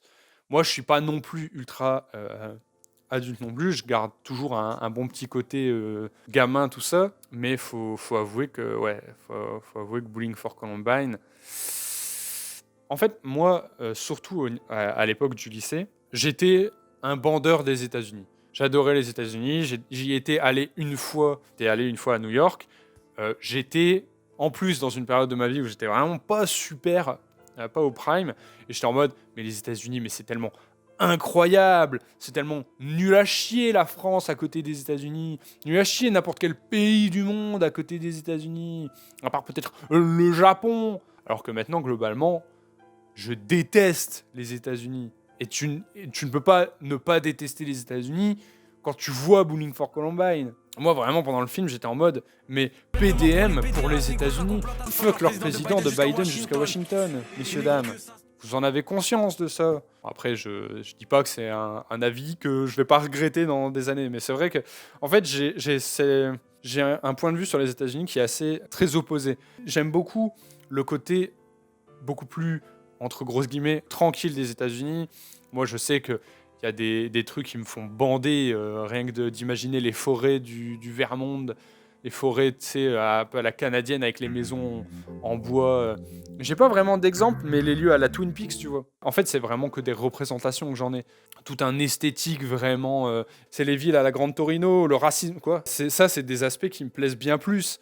Les aspects petite résidence, en fait, que l'aspect gros luxe, grosse star américaine, qui est un truc que je kiffais avant, qui est le truc qui me faisait bander. Maintenant, je le déteste. Je déteste cette fausseté américaine, toujours plus dans l'excès, Alors qu'à l'époque, j'étais vraiment un bandeur d'US bien fort, mon rêve maintenant, c'est de vivre en Normandie ou en Bretagne, vous voyez. Et la dernière fois, j'en parlais avec un mec à mon boulot, il me dit, t'es le premier gars qui a la vingtaine qui me dit, moi, ma retraite, je veux la passer en Bretagne. Et je dis, ouais, mais je suis pas comme les autres, moi, gros. Qu'est-ce que tu crois? Dubaï, ça me fait pas bander. Dubaï, je déteste ce concept. Parce que pour moi, c'est les États-Unis 2.0, moi, Dubaï. Dubaï, c'est toujours plus d'excès, toujours plus de fausseté. C'est ça poussé aux extrêmes. La ville, elle a pas d'âme. Dubaï, il n'y a pas d'âme. Je rigole. Enfin, j'ai vu le sketch de Farid là-dessus. Dubaï, moi, c'est un truc qui m'intéresse pas, en fait. C'est un truc. Je vais pas dire qu'il y a pas d'âme parce que j'ai jamais trouvé l'intérêt de dire un truc pareil, mais je peux comprendre qu'on dise ça parce que c'est l'aspect justement fausseté. C'est l'aspect. T'y vas pour prendre en photo, mettre sur Insta. T'y vas pour faire l'influenceur. T'y vas pour être ce que je déteste le plus au monde, en fait. Donc, non. Et les États-Unis, moi, c'est cet aspect-là aussi. C'est nique ta mère. Quoi? Non, moi, maintenant, je suis beaucoup plus à m'intéresser à justement la France, en fait. Parce que j'ai compris que déjà, en fait, je bandais sur un truc de l'autre côté de l'Atlantique, alors que j'ai des trucs ultra stylés par chez moi, mais que ces trucs ultra stylés, bah en fait, la France passe son temps à dire que la France pue la merde. Ah ouais, mais non, nous, la France par rapport aux États-Unis. Mais nique ta mère! T'es américain? Non, donc ferme ta gueule et arrête de sucer, en fait. Arrête de prendre des chibres d'American recouverts de Nutella et de cheddar et de l'enfoncer au fond de la gorge. Bande sur les gros châteaux forts bien vénères que t'as en France. Bande sur la mer. Bande sur la côte d'Opale. Merci. Adieu les cons. Alors, adieu les cons. Pas grand chose à dire sur ce film. Il va dans les très bons. Il est à 3,75. J'ai beaucoup aimé ce film quand je l'ai vu au cinéma. J'ai beaucoup aimé ce film quand je l'ai acheté en DVD. J'ai beaucoup aimé ce film quand je l'ai revu en DVD. Vraiment, c'est plutôt bien. Voilà. C'était toute ma participation. Adieu les cons, je l'ai vraiment en plus regardé cette année sur un coup de tête. J'étais en mode, ah vas-y, je regarde plus de films chez moi. C'est terrible. Vous remarquerez que il n'y a toujours pas Apollo 13 dans ce classement, donc j'ai juste regardé des films pour dire d'en mater. Et Adieu les cons en faisait partie, je me suis dit, bah tiens, j'ai envie de voir Adieu les cons, j'aime mater Adieu les cons. Plus tard, j'ai suivi cet instinct-là en regardant Charlie et la chocolaterie. Non, Adieu les cons, il va dans les bons. Il va dans les bons comme Charlie et la chocolaterie qui va dans les bons, puisque Charlie et la chocolaterie, j'ai mis 4. Et en plus, je m'attendais vraiment pas à kiffer autant le film. Pour moi, Charlie et la chocolaterie, j'en avais un souvenir de, allez, j'aurais dit 3,5 grand maximum. Et au final, j'ai vraiment bien aimé. J'ai vraiment bien aimé tout le ton, en fait, du film. C'est pour ça que Wonka, là, qui vient de sortir au cinéma, ne m'intéresse absolument pas. Déjà parce qu'en plus, le film se vend comme... Ah non, le livre, il s'appelle Charlie et la chocolaterie, ok. Ouais, non, c'est un préquel au livre, du coup. Mais en fait, le film se vend comme... Avant Charlie et la chocolaterie, il y avait Wonka. Mais nous, Charlie et la chocolaterie, on pense forcément au film de Tim Burton, je pense. Donc, alors qu'en vrai, c'est ma copine a été le voir. Il est cool, mais c'est globalement pas un préquel du tout à celui de Tim Burton. C'est évident, c'est un préquel soit au vieux film que je n'ai personnellement pas vu, soit au livre, à la limite. On va parler un peu de merde. Ah, je suis tellement dégoûté de pas aimer ce film. Et parce que, en fait, je suis dégoûté que ce film ne me plaise pas. On va parler de Last Night in Soho. Il va dans les mauvais alors que je l'ai mis à 1. Parce que pour moi, c'est pas vraiment le pire film que...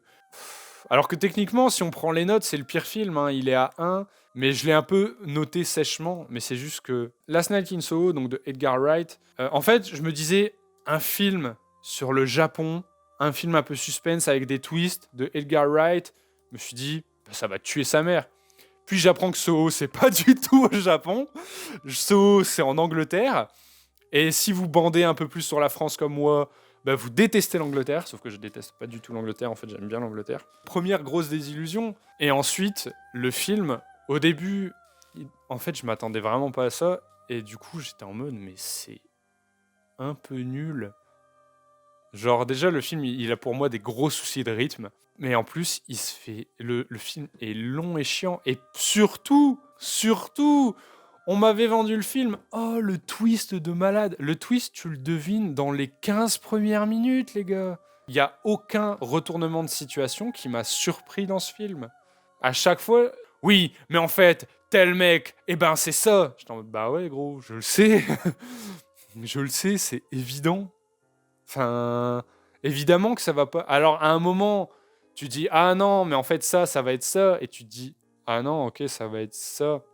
Donc, le film essaye de te mettre sur des fausses pistes, mais les fausses pistes, elles sont cramées. Puisque même les fausses pistes, tu dis, ah bah non, en fait, c'était pas ça. Et tu te dis au final, ah bah en fait, non, si, c'était bien ça. On se fait chier la bite. Voilà, Last Night in Soho, vraiment, pour moi, c'est le film où je me suis ennuyé, mais le plus possible. Et vraiment, je l'ai regardé avec ma copine, et à chaque fois, j'étais en mode, non, on va aller au bout. Et elle était en mode, non, arrête, tu te fais du mal. J'étais en mode, si, je veux le noter. Et elle était en mode, non, c'est de plus en plus nul à chaque fois qu'on essaye de regarder. Ah Bref. Le garçon et le héron de Tim Burton, pas du tout, de Hayao Miyazaki, qui est apparemment le dernier film de Miyazaki. J'ai trop le seum, puisque j'ai découvert l'année dernière Miyazaki, avec Le Voyage de Chihiro et Le Château Ambulant. Alors, Le Château Ambulant, j'ai pas trop kiffé. J'ai regardé Princesse Mononoke également. Je pense même que je l'ai regardé cette année. Bref. Autant Princesse Mononoke, j'ai tendance à oublier que je l'ai vu, mais j'ai bien aimé. Le Château Ambulant, j'ai pas trop aimé. Et Le Voyage de Chihiro, j'ai adoré. Et Le Garçon et le Héron, je l'ai trouvé sympathique. J'ai trouvé sympathique. C'est aussi le film dans lequel j'ai découvert le cheat code pour ne pas m'endormir au cinéma. C'est-à-dire arrêter de bouffer tous tes popcorn avant la séance et les bouffer pendant la séance. Comme ça, ok, tu fais un bruit de malade pendant toute la séance, mais tu t'endors pas, fils de chien, puisque tu manges. Voilà. Mais sinon, ouais, Le Garçon et le Héron, j'ai trouvé ça fort sympathique, j'ai beaucoup aimé les références, mais c'est le genre de film, et c'est la première chose que j'ai dit à ma copine en terminant le film. J'ai rien compris, mais c'était grave cool. Et c'est ça tout le long du film, en fait. C'est que tu ne comprends pas, tu es obligé de regarder signification, Le Garçon et le Héron. Mais en fait, globalement, les règles des films Miyazaki, c'est un peu ça. En fait, l'intrigue, elle est très étrangement faite. L'intrigue, c'est un peu comme un jeu vidéo. C'est-à-dire, tu as la quête principale, mais tu vas t'attarder sur des quêtes secondaires. Et du coup, tu vois quelqu'un s'attarder sur des quêtes secondaires et ensuite revenir sur la quête principale. Pour moi, vraiment, Le Voyage de Chihiro, c'est ça. Tu as toute la quête secondaire avec le sans-visage, et ensuite, on revient à la quête principale. Tu as un peu ça dans le château ambulant. Tu as la quête secondaire, et tu la rushes tout d'un coup pour la faire à la fin. Et au final, est-ce que c'est vraiment dérangeant ? Ça dépend. Le Voyage de Chihiro, j'ai trouvé ça pas dérangeant. Le Château Ambulant, j'ai trouvé ça plus dérangeant. Le Garçon et le Héron, moi j'ai bien aimé. J'ai mis un 3,5. Et le souci est que j'ai vu un peu tous les Ghibli qui me donnaient envie. C'est-à-dire que les autres, ils me font pas particulièrement kiffer à l'idée de les voir. Je les regarderai quand même, parce qu'on n'est vraiment pas à l'abri d'une bonne surprise. Le Voyage de Chihiro, je m'attendais vraiment pas à ça. Donc pourquoi pas ? Pourquoi pas regarder à l'occasion. Ensuite, nous allons parler de Star Wars 7, messieurs, dames. Star Wars 7, c'est un cas un peu compliqué. Alors déjà, tous les Star Wars, je suis passé très vite dessus, mais c'est vrai que c'est un cas très compliqué, puisque on a d'un côté la prélogie qui ne fait vraiment pas l'unanimité parce qu'il y a beaucoup de gens qui reprochent l'aspect politique, l'aspect beaucoup plus lent, l'aspect pessimiste, qui reprochent les origin story d'Anakin. Il y a les midi-chloriens aussi qui font pas mal jaser. Il y a Jar Jar, il y a l'aspect effets spéciaux. Là où, globalement, la trilogie originale, elle fait un peu plus l'unanimité. Oui, la trilogie originale Star Wars, globalement, c'est... je vais pas dire que c'est un sans faute, parce que j'aurais mis 5 sur 5 sinon, mais c'est vrai que c'est un truc qui est beaucoup plus régulier. Et puis surtout, ça a instauré ce qu'est Star Wars. Et c'était à la prélogie de respecter ce que c'était. Pour moi, la prélogie, elle respecte complètement l'idée de Star Wars. C'est vrai qu'elle nous montre des trucs. C'est spécial de se dire que la prélogie, c'est le passé de la trilogie originale. Mais je pense que globalement, on est tous assez d'accord pour dire que Star Wars 7, c'était pas terrible. Et même si moi, j'ai noté le film 4, parce que en vrai, je kiffe ce film, je suis obligé d'admettre que, en fait, c'est lié au contexte dans lequel j'ai vu. Moi, Star Wars 7, je l'ai vu en 2016, en janvier 2016. J'étais vraiment pas bien dans ma vie à ce moment-là. Et je suis tombé sur un film qui m'a un peu été une bouée de sauvetage. Moi, ça m'a remis complètement dans l'univers Star Wars. Ça m'a permis d'avoir un truc sur lequel passer du temps. À l'époque, je passais mes journées à jouer à Destiny. Je regardais des réactions au trailer en boucle, des vidéos qui parlaient du film en boucle. J'attendais qu'une chose, c'est de l'avoir en DVD. Et quand je l'ai eu en DVD, je l'ai regardé 2 fois d'affilée, ce qui ne l'ai jamais fait de ma vie sinon. Une petite pensée pour mon oncle qui a regardé The Irishman 2 fois d'affilée. Voilà. Et ouais, j'ai adoré en fait. J'ai surkiffé Star Wars 7. Bon, avec le temps, c'est un peu redescendu. Et surtout, Star Wars 8 n'a pas bénéficié du même truc. C'est-à-dire que Star Wars 8, je l'ai vu, j'ai apprécié, mais là, je suis en train de le revoir et faut avouer que c'est chiant. On s'emmerde. Et je ne parle même pas de Star Wars 9. Comment c'est possible que la menace fantôme soit considérée par certains comme le pire Star Wars, alors que l'épisode 9 existe? Et je ne parlerai évidemment pas des gens qui ont des avis désastreux, mais qui les collectionnent, hein, qui sont des critiques cinéma sur YouTube, mais qui ont des avis que n'aurait pas un enfant de 8 ans attardé mental. C'est terrible. C'est le genre d'avis où tu te dis, tu ne peux pas avoir ce genre d'avis véritablement sans volonté de faire parler de toi par un bad buzz. Donc je n'en parlerai pas plus, je ne le cite même pas, de toute façon je ne sais même pas prononcer ce pseudo. Mais sinon, ouais, moi j'ai kiffé Star Wars 7, ça a été très dur pour ma copine de regarder ce film, déjà parce que ça casse un peu tout son... en fait ma copine n'a pas du tout aimé Star Wars 7 parce qu'elle se disait mais c'est pas du Star Wars en fait. C'est-à-dire que c'est l'univers Star Wars, mais ça n'a pas son charme. Ça n'a pas son charme, ça n'a pas vraiment d'intérêt à regarder comme film, et c'est ce qu'elle se dit avec le 8, et là pour le coup avec le 8, je partage vachement plus son avis. Maintenant, il est peut-être temps de passer au prochain film. Barbarian est un film dont j'avais pas mal entendu parler, et que j'avais pas mal envie de voir, donc quand ma copine m'a proposé de le voir, j'étais plutôt content, parce que je savais un peu de quoi parlait le film, et ça me faisait pas mal envie. Et malheureusement, si le début du film, le premier tiers, est très intéressant et tient plutôt bien son concept, il y a en plein milieu du film un choix narratif que je trouve vraiment regrettable. Le film, je l'ai noté à 3,75, mais je trouve que cette coupure dans le film et sa fin l'empêchent d'être vraiment bon. Il est agréable, mais son 3,75 est clairement obtenu par les scènes où on visite la maison et où on découvre ce qui s'y cache. Mais sinon, c'est pas dingue. Vraiment, Barbarian, c'est quand même un bon film. Mais on passe, selon moi, à côté d'un truc qui aurait pu gagner à être plus intéressant. Surtout, ouais, au niveau de sa fin. Ça aurait pu être mieux géré, en fait. Je trouve que la fin, on dirait que c'est pas la même personne qui a fait le début et la fin. Donc c'est dommage. C'est dommage. Et nous passons au dernier film de cette année. Le dernier film que j'ai vu au cinéma. Et bordel de merde, Napoléon. Napoléon qui va dans les mauvais. Et Napoléon qui est la raison pour laquelle j'aime pas Ridley Scott. Parce que Ridley Scott, en vérité, hein, tout le monde le vante comme un incroyable réalisateur. Un légendaire réalisateur. Et le mec a quand même fait Alien. Oui. Mais le mec à côté, il a fait Prometheus et Alien Covenant. Alors ok, monsieur a fait Alien, ok, monsieur a fait Gladiator, mais stop, il faut arrêter de bander sur Ridley Scott. Et Napoléon en est la preuve. Enfin, non, la preuve c'est Alien Covenant et Prometheus, pardon. J'aime pas Ridley Scott parce que j'aime pas son ego surdimensionné. En fait, le mec est persuadé d'avoir fait de la saga Alien ce qu'elle est. Sauf que pas du tout.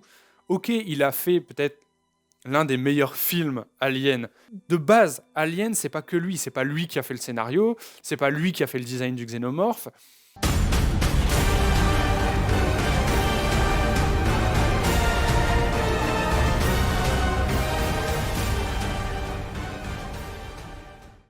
Lui, il a juste fait Alien.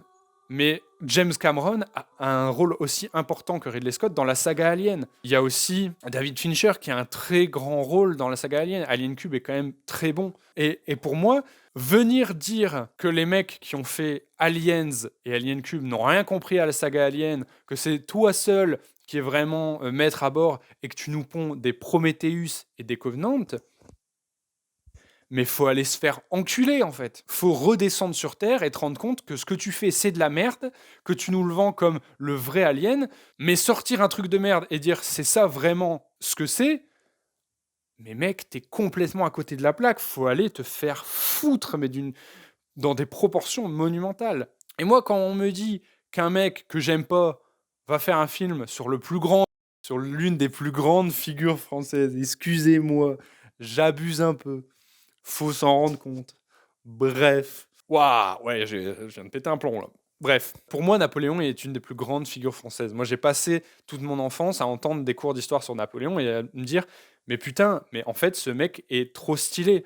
Ce mec, il est arrivé après les rois, il a dit maintenant la France, c'est moi qui la gère, je suis l'empereur Palpatine et l'entièreté du reste du monde, quand ils parlent de Napoléon, pour eux, c'est un méchant. Et j'étais en mode, mais pourquoi dans l'Agneau Musée 2, Napoléon, c'est un méchant? Et j'étais en mode, mais en fait, c'est simple. C'est parce que, au point de vue de tous les autres pays, Napoléon, c'est un putain d'enculé. C'est un mec qui a roulé sur la moitié de l'Europe. Et quand un mec comme Ridley Scott, qui sait déjà pas faire des films sur des aliens, veut nous faire des films sur Napoléon, ça m'inquiète.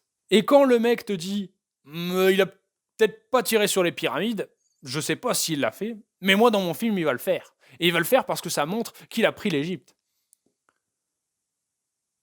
Alors, est-ce que tu sais ce que c'est un obélisque? Est-ce que tu sais dans quelle partie de ton corps tu peux te le rentrer? Je pense que tu devines. Parce que moi, à partir du moment où tu commences le film en me disant « c'est un film sur un personnage qui a vraiment existé.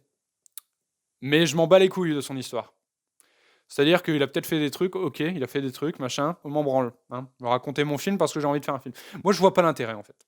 Je vois pas l'intérêt de dire « je vais faire un film sur une figure historique, c'est un film historique, c'est un biopic, mais je vais en avoir rien à foutre de l'histoire. » Alors vous allez me dire, mais pourquoi t'as respecté Inglourious Bastard? Mais parce que Inglourious Bastard, c'est pas un film sur Hitler.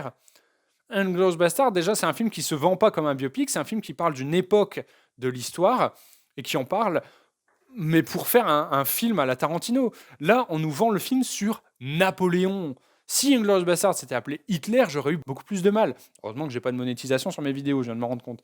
Mais là, j'ai un film où je me dis, ok, je suis venu voir un film sur l'un des plus grands conquérant de l'histoire de France, vous me vendez un film sur un mec autiste cocu.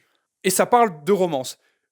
Nique ta mère, Ridley Scott, tu vois ta mère, tu vas la baiser sur le champ, en fait. C'est horrible ce que tu es en train de me dire. Tu es en train de me dire que tu avais le plus grand conquérant de l'histoire de France, tu as décidé de parler de ces histoires d'amour. C'est à quel point tu es une merde, à quel point tu es un trou du cul pour te dire j'ai l'un des plus grands conquérants de l'histoire de l'humanité, je vais parler de sa femme. Je vais parler de sa femme la pute. Mais calme-toi en fait. À part me donner envie de voir des secrets d'histoire sur Napoléon, ça n'a eu aucun intérêt de voir ce film. Moi, Napoléon, je suis pas ultra renseigné dessus parce que j'ai une culture historique qui est déplorable. Parce que j'écoutais pas particulièrement en cours et que j'ai arrêté l'école assez rapidement. Parce que quand je dis que j'ai été au lycée, en vérité, j'ai pas été dans un lycée général. Moi, j'ai arrêté la filière générale en 4e parce que j'ai redoublé ma 4e et qu'après, je suis parti au lycée. Oui, j'ai pas eu mon brevet. Ouais, ça se voit. Mais du coup, j'ai pas vraiment de culture historique parce que l'histoire, jusqu'à présent, c'est un sujet qui m'intéresse très difficilement, en fait. C'est pour ça que j'ai aucune culture de la Seconde Guerre mondiale. C'est pour ça qu'il y a pas 3 ans, je pensais que la chute du mur de Berlin, c'était en rapport avec ça s'était passé durant la Seconde Guerre mondiale. Pas du tout, hein, véritablement. J'en ai parlé à ma mère, elle m'a dit « Oui, mais tu sais ce que c'est le 6 juin ?» Non, je ne sais pas ce que c'est le 6 juin. Je ne sais pas que c'est le débarquement de Normandie. Je ne le savais pas. Je ne sais pas à quoi correspondent les grandes dates, l'armistice, tout ça. Je galère à le savoir. Je le sais maintenant. Je vous le dirai pas parce que si ça se trouve que je le sais pas vraiment. Mais j'ai une culture historique qui est déplorable. Voilà, c'est comme ma capacité à compter, voilà. Mais je sais une chose, c'est que Napoléon, c'était quelqu'un de très important. On peut le considérer comme un héros. Moi, je considère que c'est difficile de quand même le considérer comme un héros vis-à-vis de ce qu'il a fait. Je pense notamment au fait que le mec a rétabli l'esclavage, le mec a littéralement pété un plomb. Moi, ça me saoule qu'un mec qui se prétend être un grand cinéaste, il veut faire un film sur l'une des plus grandes figures historiques de l'histoire du monde, et il en fait ça, en fait. on voit que c'est pas un Français qui a fait le film. Alors tu me diras, ouais, mais si c'était un Français qui avait fait le film il aurait pas cette gueule. Oui, c'est vrai que le film n'aurait jamais eu autant de gueule si ça avait été un Français qui avait fait le film. Et c'est bien triste. Mais là, le souci, c'est qu'on a un fils de pute qui vient d'un autre pays, qui nous dit, je vais vous faire un film sur votre pote, là. Et qui nous fait un film de merde sur notre pote. Donc en fait, nique ta mère. Tu peux faire de Napoléon un tyran, tu peux faire de Napoléon un bon gars dans tes films, j'en ai rien à foutre. Mais là, tu parles pas de Napoléon, en fait. Quoique faire de Napoléon un bon gars, c'est vrai que... Bon. Les threads que tu as sur les erreurs du film, tu te dis, mais... Alors, oui, Ridley Scott n'a pas voulu faire montrer Napoléon, il a voulu montrer son Napoléon.